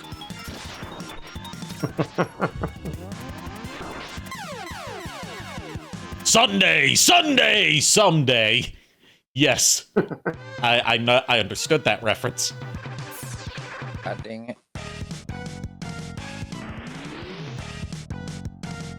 I don't remember the Darth Bane excerpt from Sunday Moth Ari. Sunday Moth Ari, indeed. Yeah. I will bring out the moth on a Sunday. So saith the Lulu. Yeah, pretty much. She has been plotting this. I dare say she's been scheming it. Yeah, I know. I was present during the entire thing. Although and she is right. The free real estate bit on the wings was my idea. The whole moth thing was her design.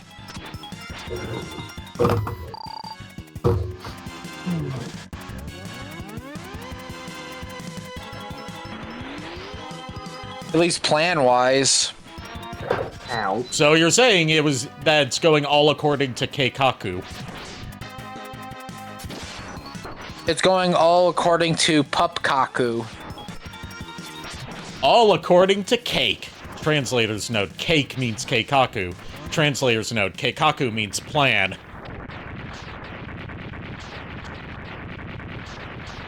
Quote the Iron in chat said, quote the Lulu, Mothari.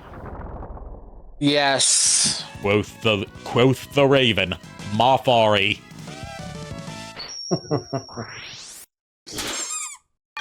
I can't wait for Sunday. Are you free tomorrow for roleplay? Yes, I am.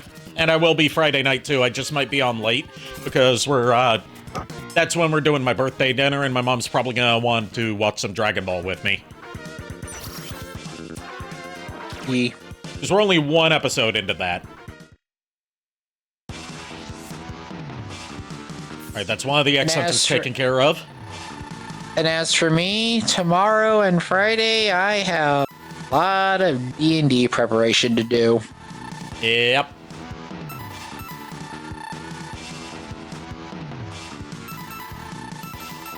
Trying to find Bane's excerpt from the Rule of Two so I can, like, because I'm just like, I only remember hearing that from, like, Jason Marnoka, aka Lord Jazor, when he was active on YouTube years ago before he went professional. Original or Z? Original. We already finished Z, and we started Super, and we got past the Universe 6 arc. And I decided, like, since I've never watched Dragon Ball very much, because I was always doing my homework at the time that came on Toonami.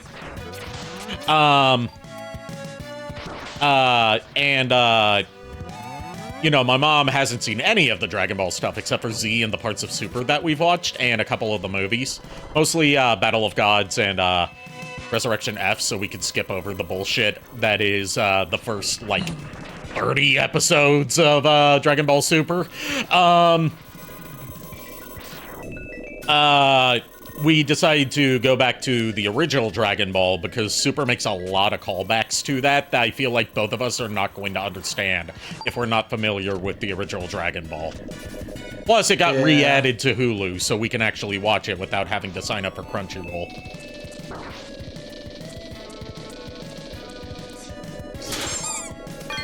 I got something for you for your birthday, but you'll have to wait. I can wait. I can be patient when it comes to people sending me gifts. Yeah, we Lulu and I had an idea for your birthday. I'm scared and aroused. I call it scare-roused. God damn it. I say, looking at the nearly topless goth mommy Roosh the Bat that you guys got me. Booba Mousepad that you guys got me. You're welcome. I say nearly topless because she's technically wearing a fishnet top and she's got electrical tape covering the naughty bits on the boobular region. Yeah. I still couldn't show that on stream. I would get in so much trouble. Yeah. Yeah. Also, eventually, I can't wait to when you return to Layman of Innocence. That's going to be in the coming weeks. Okay, because I am really excited to show you the rest of the game. I can tell, but I understand why. It's one of your favorite games in your favorite series. It's one of the main games that literally got me into Castlevania role-playing, and the reason why I also made Nico. Alright, time to fight Bubble Crab. Crab battle! JKR, get the melted butter. We're gonna be eating some good crab tonight. Might have higher mercury content than you might you be used to, or just higher metal content in it than you're used to. Look, as long as it's not a rusted food tin, I'm good. You joke about that, but my boy Ashens, one of my favorite YouTubers, and he's also like one of the longest running YouTubers, has looked at not only decades old food tins that have never been opened to see how the food has held up over the decades, but the oldest food he's ever looked at that was still unopened was a jar of olives. Oh, you want to know something funny? In Castlevania, that is an actual health item. A rusted food tin? Yeah, because okay, in Aria, there's a soul. I think it's either zombie or ghoul. Equipping it allows you to eat expired and molded food as a full heal. If you eat it without that soul, it drains you down to 1 HP. Oh. But would you like to know how old the olives in question were? How old? 180 years old at the time he recorded that video. What was the year he recorded that video? It was in the 2010s, so probably closer to 200 years old now.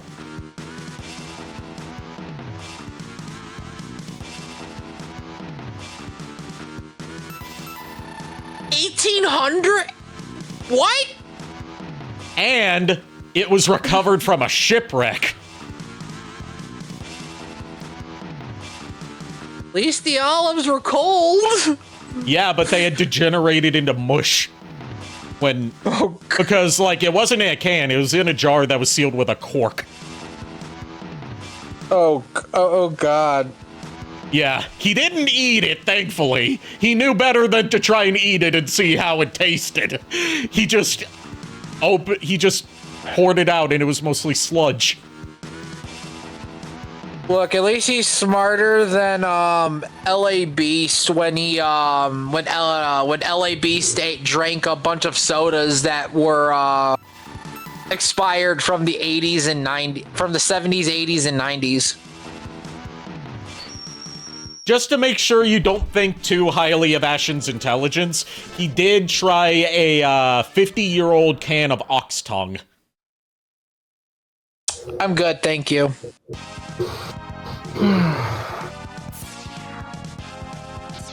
Like, someone in the comments pointed out, and this was 50 years old at the time he recorded it, which again was the 2010s, because he's kind of stopped doing this kind of content. Mostly because, you know, it's dangerous to his health, but also because it became increasingly hard to get a hold of such items.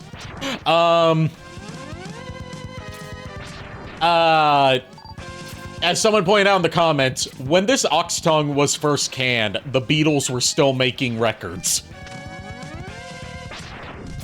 Oh.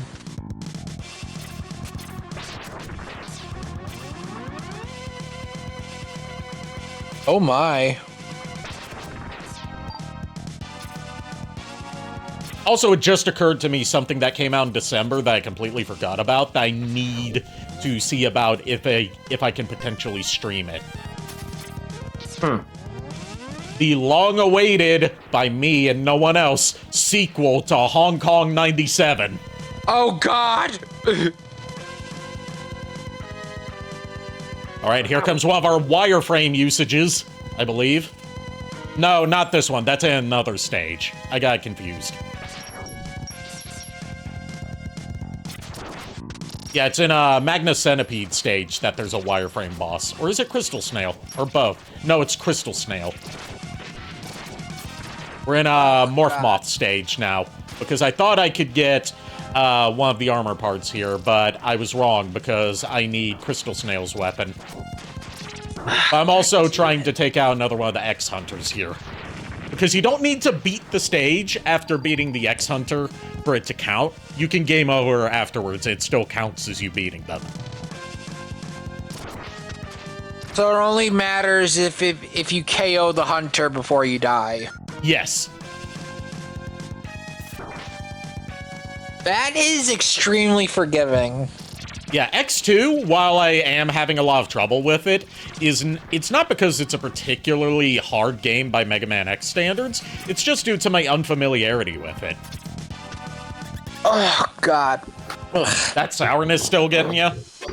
No, the, eye injection I had is, just irritating me a little bit. It's not the headache, it's just drying the eye out a little bit.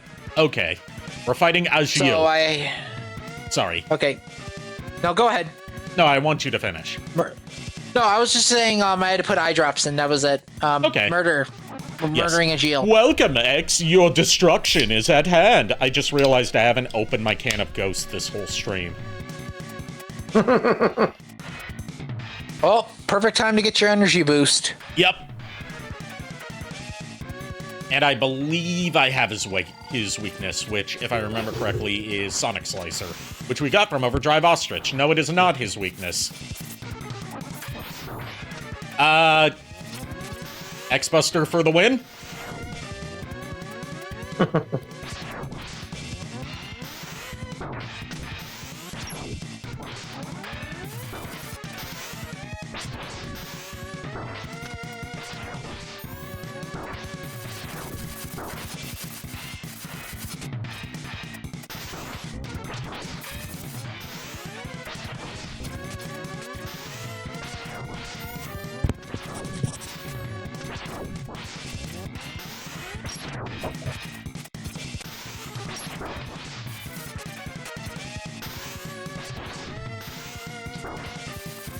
I can do this. I can bullshit a victory out of this. I got him down to like a little under half health. Nice. Well, also, he is fighting like a Sith Lord. Yeah, this guy is. Also, you remember how you said you wouldn't know how to do a Castlevania Judgment stream? Yeah. So I did a little bit of research, and I remembered something about the story mode that makes it a lot easier.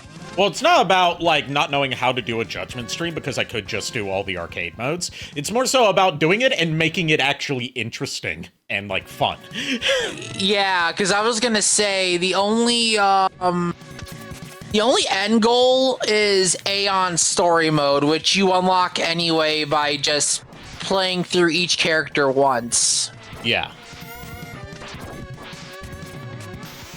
Like, the main thing is, like, I haven't streamed any fighting games in general, because fighting games, you know, typically people watch those for, like, versus matches, not for story mode. And I am not a competitive fighting game player. Not that, not that Judgment has a competitive scene, really. It A very competitive scene a very at niche one, one, but not like a, you know, still active, very serious one. Yeah, I know. It's it's part of why I haven't streamed a Blaze Blue, because even though I, you know, love Blaze Blue. Also because I'll get, if I do story mode for that, I'll just get copyright struck.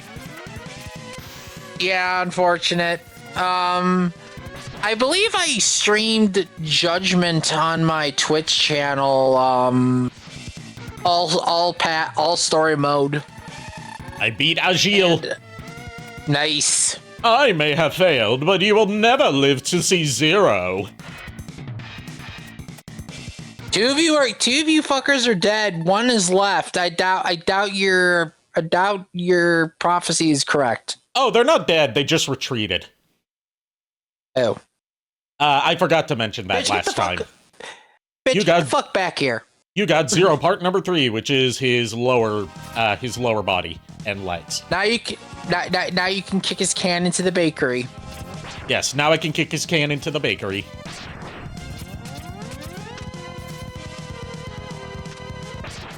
And now I can just game over in this stage and go back to the world map, and I'll only have one X-Hunter left to fight. The fault. I mean, he already sees Zero, just 2/3 of him. I just see 2/3 of him, the head and the ass.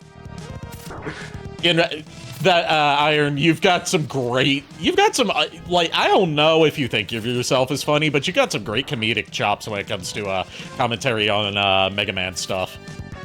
Yeah, definitely.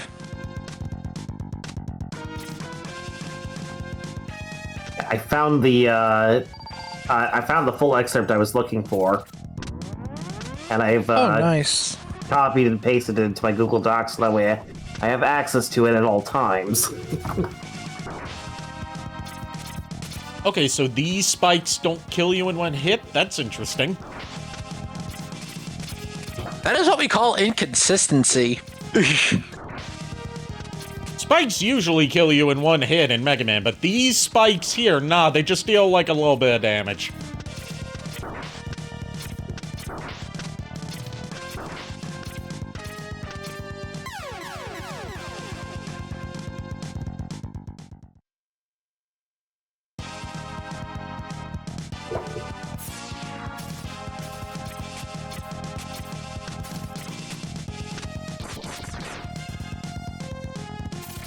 But nah, definitely 1 year for ASEN or some convention. I definitely want to do like a D&D cosplay group. Yeah, I don't know if I would cosplay Varen, honestly. Well, no, I'm saying like, just like of classes in general. Like, it doesn't have to be like the Castlevania. Oh, I thought you meant of the Castlevania D&D. No, besides, if I wanted to do Atox, I could just do the Paladin, which all I have to get, really, is a Templar cloak because the Templar cloak matches the aesthetic of the Leon Belmont armor I have, and the Black Knight sword from Path of Radiance, Alondite.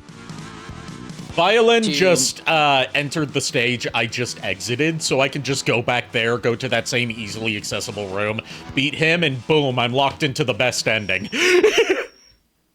Wow. Wow, okay. The RNG is in my favor tonight! All of a sudden, bitch, I learned how to wave dash. And I have his weakness. I know I have his weakness, because unlike Sergis and Agil, Violen's boss fight doesn't change between, like, his optional zero-part fight and his fortress fight. Except for the fortress fight just adding some things that his ball and chain attack can bounce off of. The Force is not fire, it is venom. In that simple maxim is the entirety of Sith philosophy. What Lord Khan and my other, lesser predecessors could not understand is that such a fundamental truth is not evidence of insight on my part, but rather stupidity on their part. The Force is not fire. It cannot be passed from one user's lit torch to another's and another's until an entire hemisphere is illuminated with the blaze of a million lights. This is what Khan foolishly believed, and all Sith Lords before him for the past 1,000 years. It is why the once mighty Sith fell apart long before the defeated Rasan. All carry a flame, no matter how dim and guttering it may be. They soon conclude they are the brightest stars, around which all others must orbit. Infighting follows, and Jedi victory becomes inevitable. No, Force is venom. It is poured into many cups. Venom. If it is poured into many cups, it loses its potency until it becomes so diluted it is merely an irritant. It pour those cups back into a single vessel, and you will have the power to stop a great dragon's heart. This is the secret. This is the rule of two. One Sith must contain all the power of the dark side. One master must decide how that power shall be used.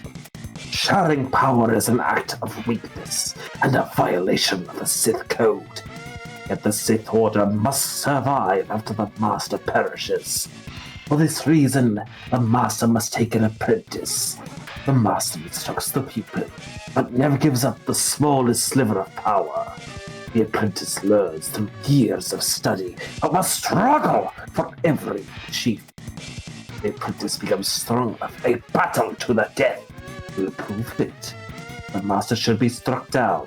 The apprentice becomes the Master, and the Order continues. Together, the two may attract legions of minions, but true power will remain concentrated. Always two. The Master and the Apprentice. My brother in Sheev, can I read the text now? Sorry. I was gonna say, do you ever heard of the tale of Dark Plagueis the Wise? He was so ugly that he died. Sorry. X, I shall crush you like a tin can! My defense, I was not paying attention to the screen. I was looking at the text. No, My bad. You are fine. You are fine. I do. You went on for more than an entire ad break with that. I am sorry, Ari. I wanted to let you finish because you were obviously, you know, in your groove with that. Well, you know what? We have a name for the street for the VOD now. JKR has an announcement. Oh, jeez. Well, I doubt Ari is going to want to. I know. That could make for a clip. Yeah. All right, Yeah, Violin fair. defeated. It cannot be! Now the unification is in jeopardy! Not just in jeopardy, I have all the parts! There is no unification for you! Also, permit me if I'm wrong. These three fuckers are predictable as fuck, aren't they? Yes, they are, yes. Agil is probably the least predictable because he likes to try and chase you down, but, like, he will also fight you from a distance. Violin has, like, an attack that bounces around the room, but, like, he mostly just has that one attack and nothing else. Like, 2 attacks and nothing else. And Sergis is the only one that's susceptible to knockdown. Okay. But yes, now we have all 3 0 parts. And part number 2, obviously, his torso and arms. Wait, do you have all 3 or do you have 0? I have all 3 of 0. JKR. And 3 times 0 equals 0.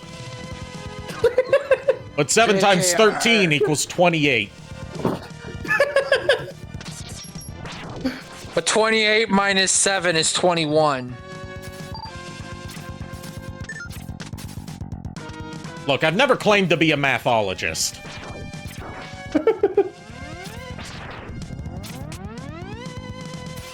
The moment JKR said that, I was like, wait, you little shit. Little? Fuck. Little? Well, I mean, you are the shortest out of the 3 of us.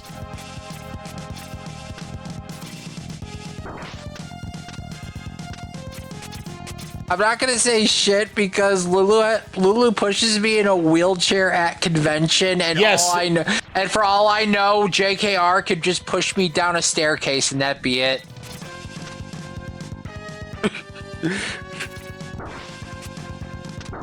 Yeah, but then he would go to prison for assault. I'm trying to think of like a comeback like Krillin said to Captain Ginyu. It's like, that's identity theft. Not if I kill you first. No, then you would go to jail for murder.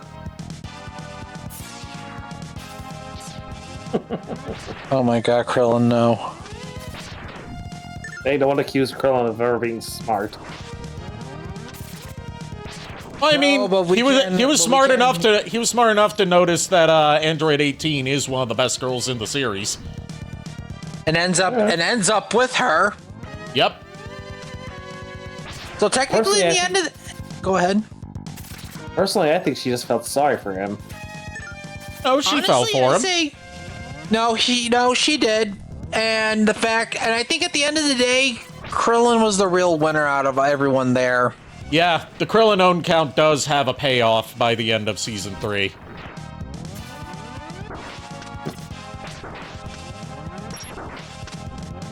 And to be fair, it's the best payoff it could possibly have. I mean, to be fair, he did bed the hottest woman in Dragon Ball. Yeah. Well, it depends on your definition of what you consider the hottest woman in Dragon Ball, and it also depends on whether we're counting characters that are dubiously canon, like Toa and Mira. Okay, fair. But I'm Or talking characters that are general absolutely not canon, like Zangia.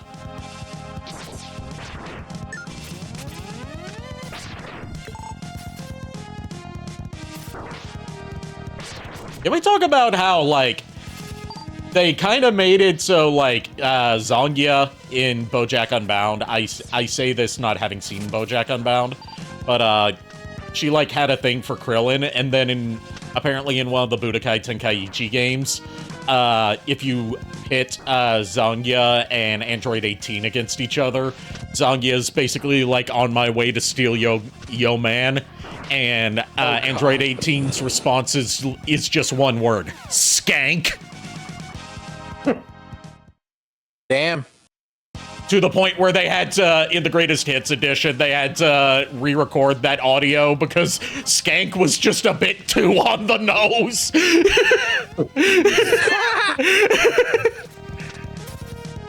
They also had to do that for one of Jace's lines in one of the Budokai Tenkaichi games where, like, at first, in the, like, unedited version, he says, "Don't get snippy with me, you wanker!" Oh, God. And, in the edited version, he says, "Don't get snippy with me," but you could still hear the beginning of W and wanker. If you listen closely enough, because they didn't cut it off at just the right, millisecond. Also, Shadow Dragon, I'm plenty tall, thank you very much. He's only like half an inch shorter than me, but that still technically makes me taller. You are technically correct. The best kind of correct. So I don't need to steal anyone's fucking pants to get taller! Kier's not even here, and you're still thinking about him. It's almost like he's... Wow. It's almost like he's still with us. The only reason I mentioned the pants is because Shadow Dragon mentioned it first. Also, pants wouldn't make you taller. Shoes do that. Wait a minute. So are you telling me both you and Shadow are fighting over Kier's pants? This is getting out of hand here. Getting out of hand here. I guess both JKR and Shadow Dragon want to see who can get into Kier's pants first. Yeah, it just seems like it. Fuck off! I am writing this down in the new lore. In the new lore, first lore of 2026. Oh, yes! Okay, to be fair, this time we roped Shadow Dragon into it. Yeah, to be fair. He's a target too for once. One of us, Shadow Dragon, one of us. All right, with all the X-Hunters taken care of, I could just follow the weakness chain from here and also, eventually try to go after some of those armor parts and heart tanks and sub-tanks. So, Flame Stag is next. Okay. Also, I actually did hear from Kier today when I was on my way to campus. Oh, good. Oh, how is Kier? He's doing good. He went to a little collectible shop.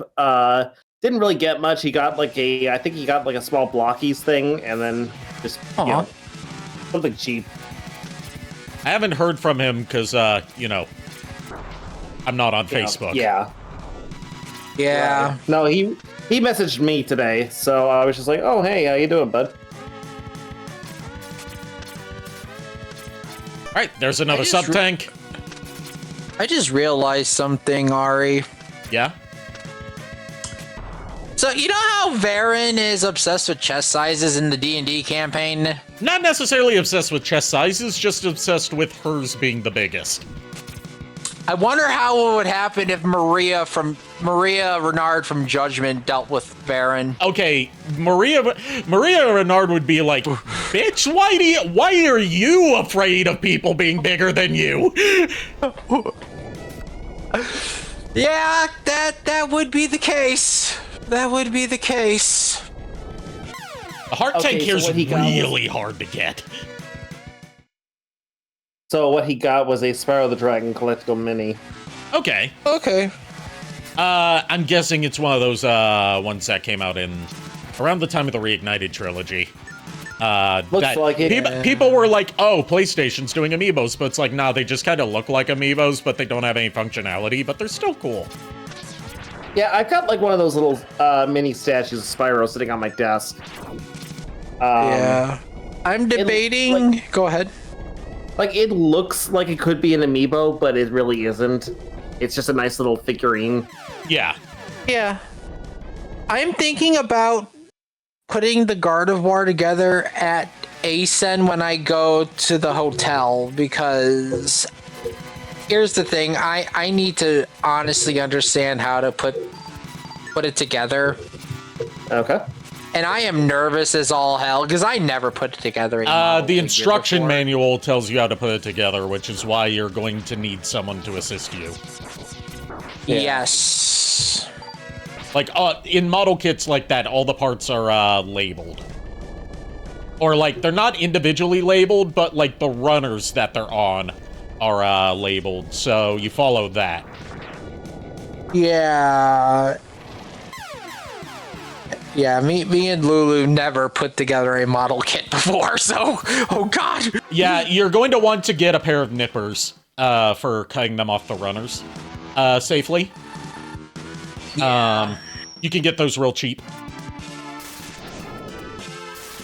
And you won't need any glue or paint, because they're pre-painted and they just snap together. Okay.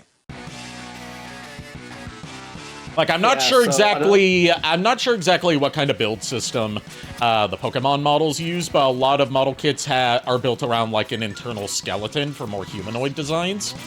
So it's basically like you assemble the skeleton first, and then you put the pieces on around it, sort of like suiting up a piece of armor.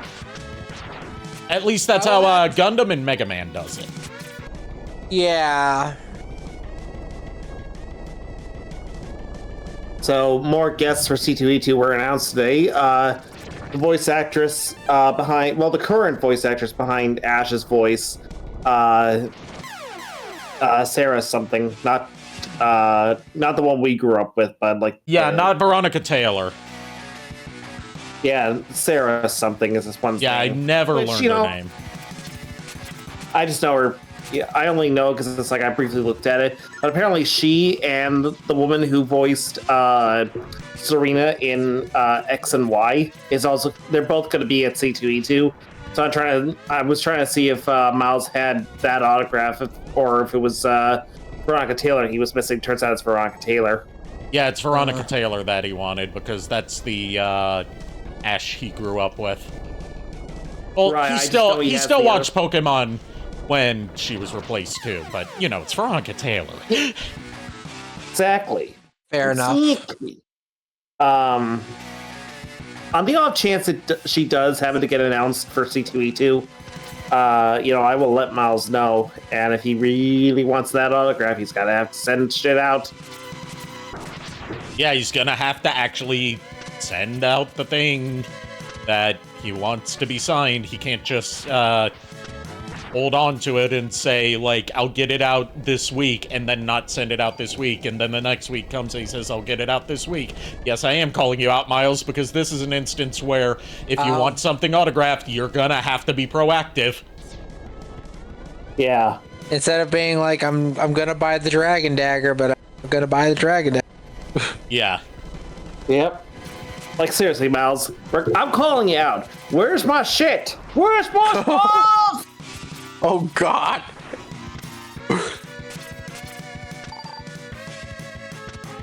Oh, God. But yeah, it's just like... like a while ago, not that long ago, this is the past time, I understand. He was sick with the flu. I get that. But this time, there ain't no excuse.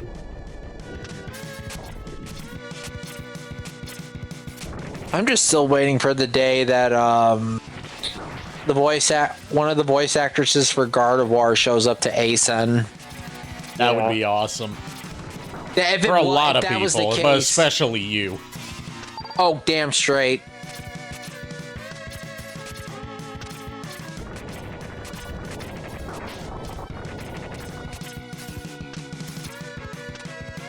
Yeah, I got the autograph of the voice of Furret in I don't know which anime Pokemon it was. I just know it was one of the instances where Furret was voiced. So yeah. I got her autograph. And it turns out she is also the voice behind the 4Kids Luffy.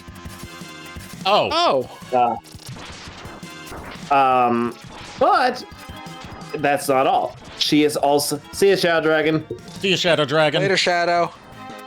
She is also the voice of Blaze the Cat from... Oh, okay. I know who you're talking about then. Yeah. She went under the pseudonym Bella Hudson back then. But she no longer uses that pseudonym. Yeah. I got her autograph for Furret, because Furret really wanted that. She also voiced Dark Magician Girl and My Valentine. I forgot she was Dark Magician Girl and My Valentine, but I actually got her, Yu-Gi-Oh! Related. I actually did get her autograph on something Yu-Gi-Oh! Related. I got her. She's also the voice of Akiza from 5Ds. And 5Ds nuts! And if you know me, Akiza's my girl. So yeah, look. At least Akiza's top tier.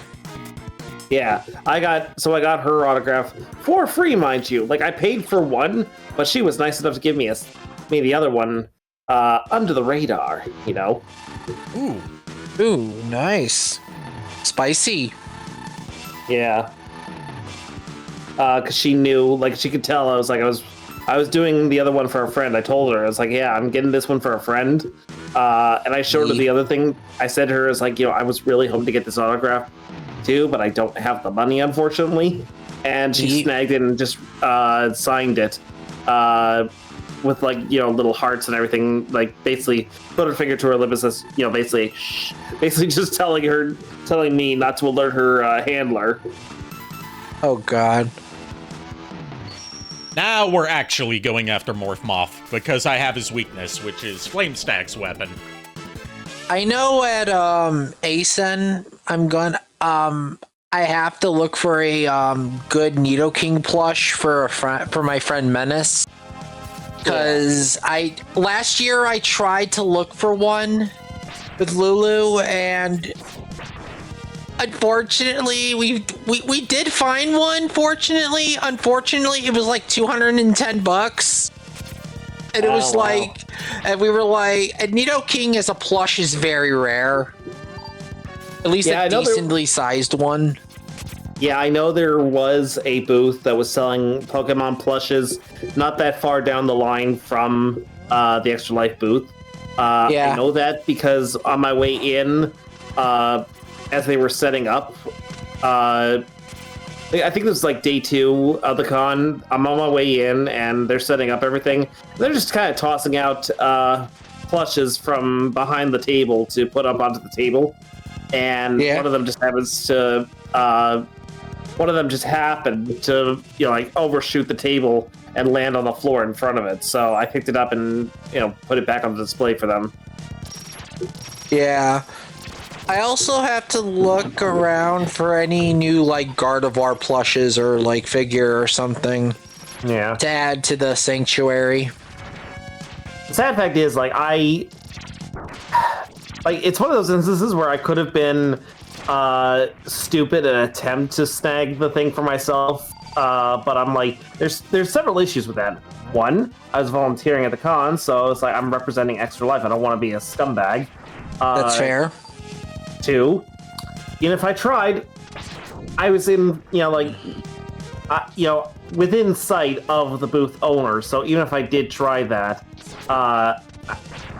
it wouldn't have been it would not have ended well anyway.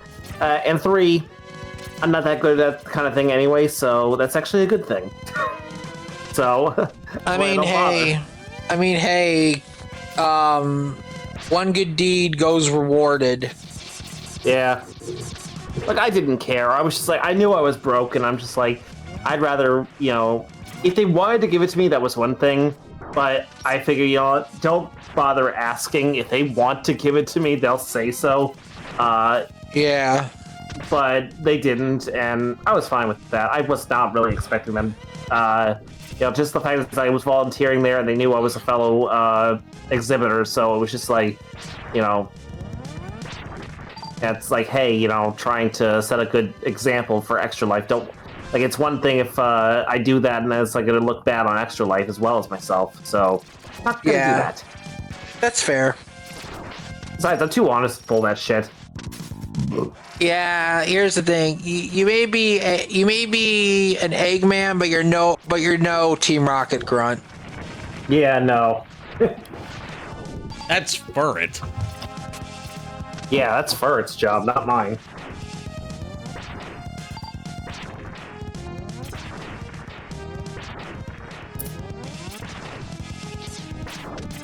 He's also a Khajiit who has wares if you have coin. God damn it. Yeah. No joke. He actually did a C2E2 a few years ago. Oh, God. Now I just want to do a D&D cosplay even more now and just... God forbid. Alright, time to fight Morph Moth. He starts out in his cocoon form. One of the only Mavericks who has 2 phases to his fight instead of you know, just pummel him with his weakness until he dies. Yeah, this boss reminds me of a boss in Castlevania Bloodlines. Called the Princess of Moss, which starts off as a woman in a dress, and then her body splits open and turns into a moth. Ooh, that sounds brutal. It is, and I think if you get hit by the poison dust, it doesn't actually do damage to you. Instead, no, it does do damage, and it reverses your controls. Oh. You were saying, JKR? So, go ahead. I can't believe you died to a fucking cocoon. You want to try playing this for me? See, I would love to, but I'm all the way over here. You're all the way out there, so... I'm hearing excuses. Okay, JKR, I have a question. Have you ever heard of our Lord and Savior Parsec? Well, I'm not playing this on a regular emulator. I'm playing this on Switch. And I mean, I do have the X Legacy Collection just on PS4. Fair. I have it on I have it on everything except for Xbox. I've half attempted, JKR, to get you the original Castlevania Anniversary Collection so you can go through the first Castlevania. Do it. Except, the only physical release it got was through Limited Run. Yeah, but I was thinking about getting him a card to where he could just download it through that way. Oh, okay. Alright, with Morph Moth finished, we go after Magnus Centipede next, and then finish off with Crystal Snail. Then we'll go back and go after missing armor pieces. And sub-tanks and heart tanks. Actually, I think I'll finish off with the main 8 Mavericks for tonight, and then we'll do cleanup and the end game on Sunday. Fair enough.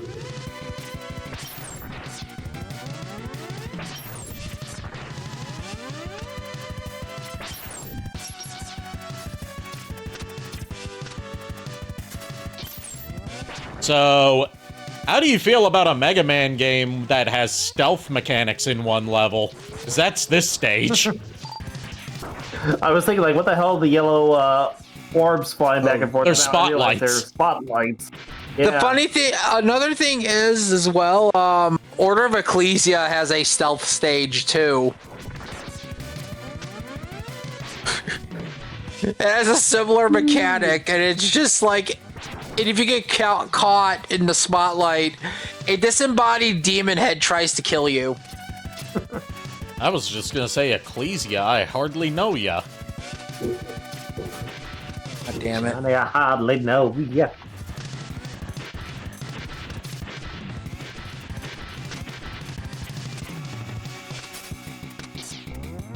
Yeah, this is the stage that has, well, the wireframe mini-bosses in it. Here it is. It is a wireframe sword! Whoa! This is totally worth charging $90 for a single cartridge. Wait, why the fuck is Cleaver from Donkey Kong Country 2 in this game? What the fuck? This predates Donkey Kong Country 2, I think. I think Kong Country, yeah, it does, actually, yeah. Yeah, because Mega Man X2 was 94. Yeah, this is like 1 or 2 years prior.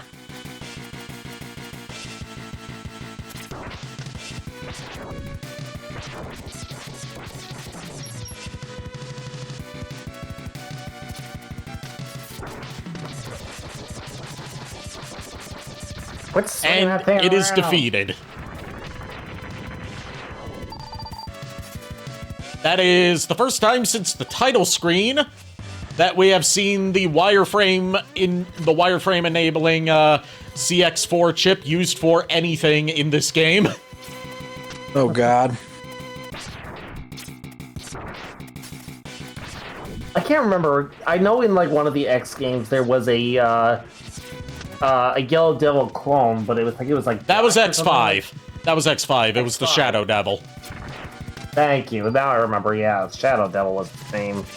Yeah, it not only took on, it was not only a callback to the Yellow Devil, but for, like, its ground pound attack, where it transforms and, like, tries to crush you with spikes, it takes on the form of one of the Wily machines from the NES era.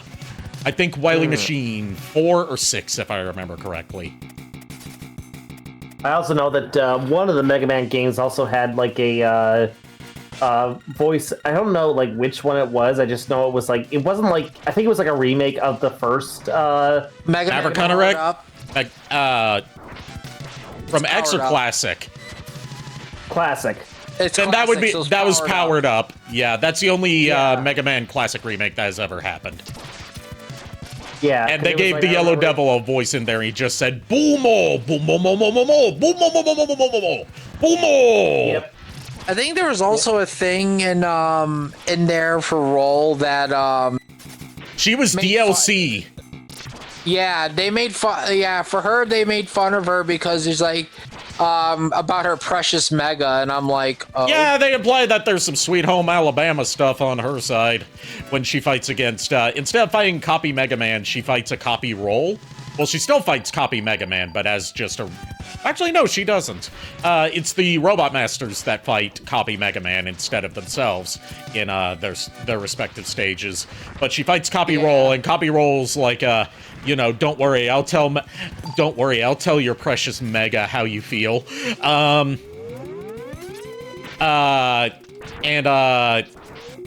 Oil Man has an absolutely cursed interaction with her. Oh God, what was it? I forgot.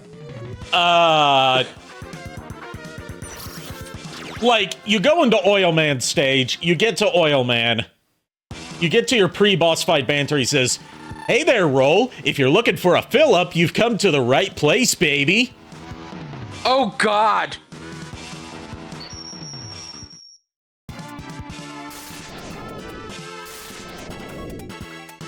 I was gonna say Oil Man was not among the original Robot Masters. Yeah, they added 2 new Robot Masters to power it up to fit the traditional 8 Robot Masters instead of the 6 that the NES version had. They had Oil Man and Time Man. Yeah, because originally they had Cut Man, Guts Man, Elect Man, Ice Man, Fireman, and Bomb Man. Yep. Elect Man being the hardest one to fucking Buster Solo. Yep, because his attack deals the most damage and has a huge hitbox. Trying to intentionally die here because I can go up. If I don't trigger the alarm and I don't destroy that block like I accidentally did, there's a secret up there that you can get, which is either an armor piece, a sub tank, or a hard tank, and that'll save me on backtracking.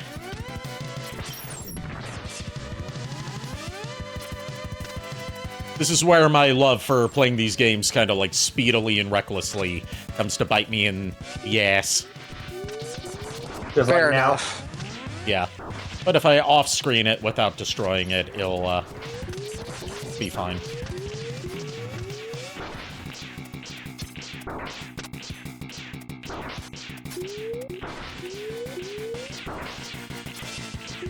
But yeah, I'm also gonna have to make sure I find out what dice booths are at ACEN this year. Yeah. If I can get lucky and find someone who can do custom dice, I'll probably see if I can get a commission.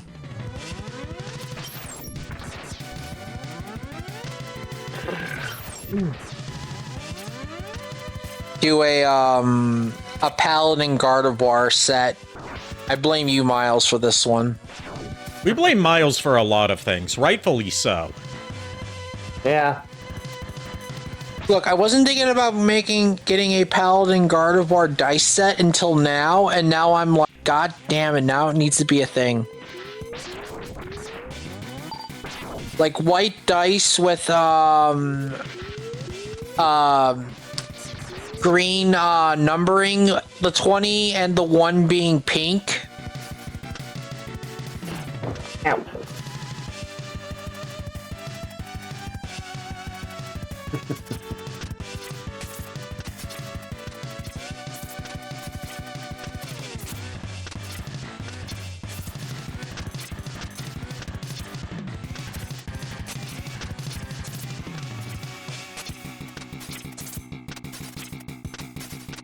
But yeah, also definitely sometime during the convention, JKR, me and Lulu, when you have time, would like to invite you back to the hotel room to have pizza.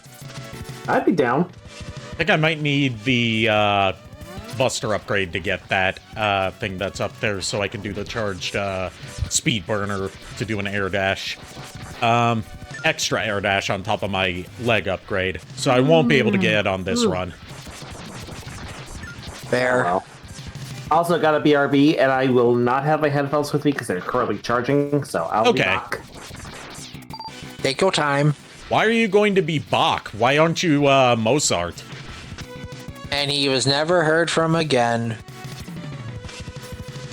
So he was Beethoven? No, wait, that would be if he was never heard, if he could never hear again. Yeah.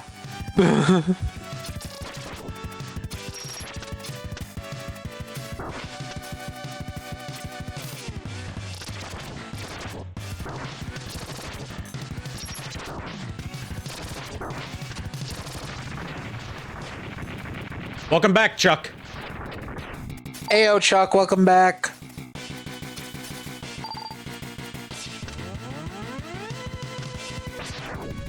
Again, excited to hang out with you on Saturday for D&D, my guy. I'm excited too.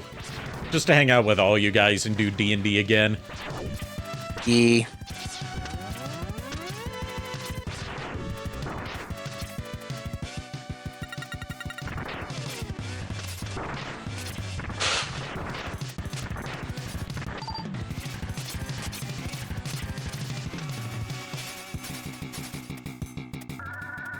Alright, this mini-boss, which I fought last time I came into this stage, but just because I didn't explain it, there's like those little targeting reticles that follow you throughout this section of the stage. If any of them hit you, it powers up the mini-boss and basically makes it so, like, the more times you get hit by the if you get hit up to 3 times by the targeting reticles, that increases the amount of damage it takes to defeat the mini-boss. And changes his color correspondingly.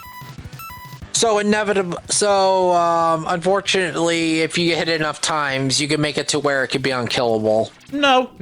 There's only 3 of them, and they disappear after either you get out of their range or they hit you. So he can only go up to 3 levels of HP. And it doesn't make him necessarily more dangerous, it just draws out the fight longer. Okay, so it just makes it more tanky, basically. Yes, exactly.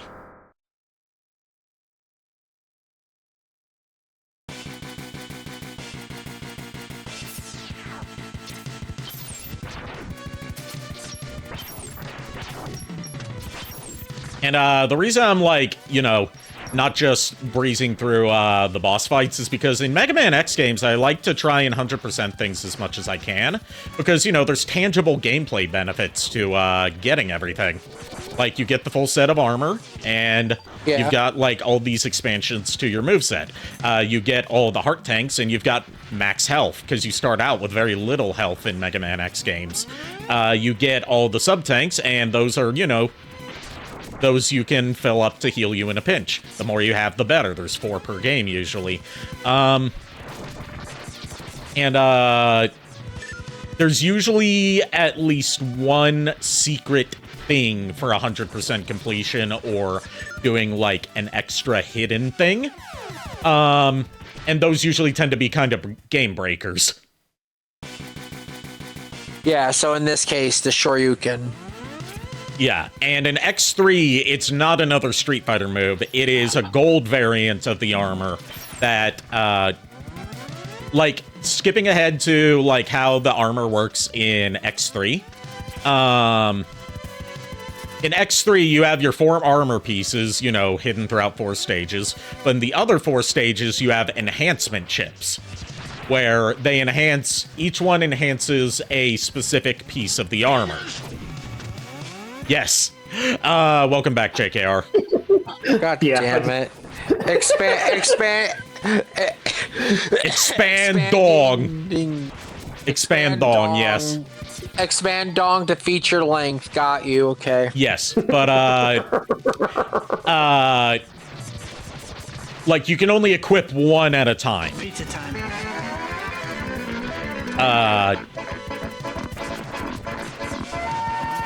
But, in X3, if you get everything except for any of the enhancement chips, if you ignore the enhancement chips entirely, and then do, like, a very surprisingly convoluted series of things in one of the final stages, you'll come across a hidden Dr. Light capsule where he gives you the gold armor that gives you all 4 enhancement chips at once, which you otherwise cannot do. And having all 4 enhancement chips at once is broken. Like, you wanna know how broken? Sure. How does being able to air dash in 4 directions twice per jump, plus being able to charge up your charge shot to a higher level that lets you fire 2 charge shots one after the other, that if they collide turns into a spread shot, plus being able to see a map of the stage when you enter it, plus being able to just stand still to heal yourself to max health while also standing still even longer to automatically fill up all of your sub-tanks. Plus, having a defensive shield every time you get hit to keep you from, to give you basically extra iframes. How does all that sound? I'm just gonna say this right now: the double movement in the air plus the standing around just to heal is already broken as it is. The rest of the stuff is just extra candy. Yep. Like I said, X3's the gold armor in X3 is broken, but just like all of the like secret Easter egg things in the SNES X games, you can't save them to a password. So if you turn off the game, you have to recollect it. Yeah, like, this is, like, not just for Mega Man, but Castlevania. If any game allows you to double jump or air dash, like, almost to borderline infinity, it's broken as all hell. Especially on a side-scroller. Probably the most broken armor out of the whole series is the, you know, not counting cheat code armors, like the ultimate armor from X4 onwards, is the 4th armor from Mega Man X4. Because in that one, it's broken for one simple reason. The head parts. Just by collecting the head parts and not even having to collect any other parts of the armor, gives you infinite weapon energy.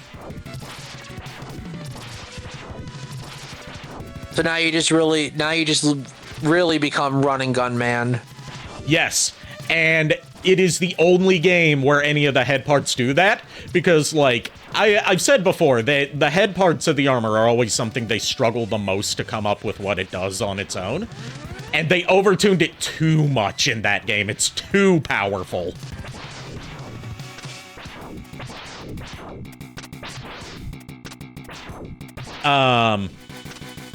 Whereas, like, the 4th armor comes back in Mega Man X5 at the beginning, but they nerfed it, so you don't get infinite weapon ammo anymore. It just reduces weapon ammo consumption. Okay. Because they realized, you know, starting you off, because, like, X4, so Nico knows, X4 you get to choose to play as X or Zero for a whole campaign. X5, you choose whether you want to start as X or 0, and you can switch between them stage to stage. But they get a perk if you start with one of them. If you start with X, you get his 4th armor from the very beginning of the game, which acts as a selectable armor you can choose when starting a stage, because there's multiple armor sets in X5. And if you start with 0, you get a Z-Buster, which is absolutely fucking useless, so you always start with X.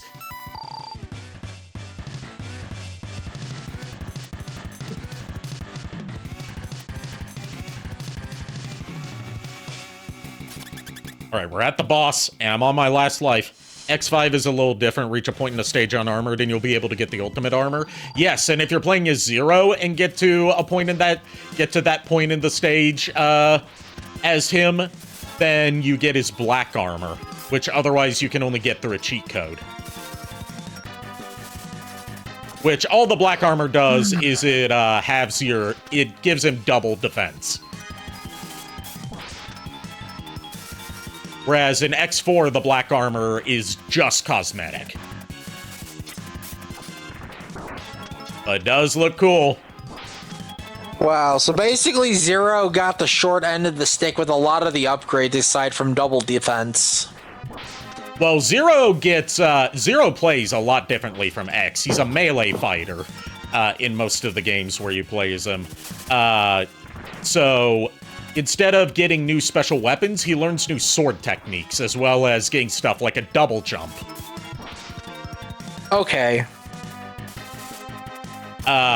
You know, that also makes it so his moves don't have an ammo count to them. But to counterbalance that, you have to get up close and personal with most of them. Fair.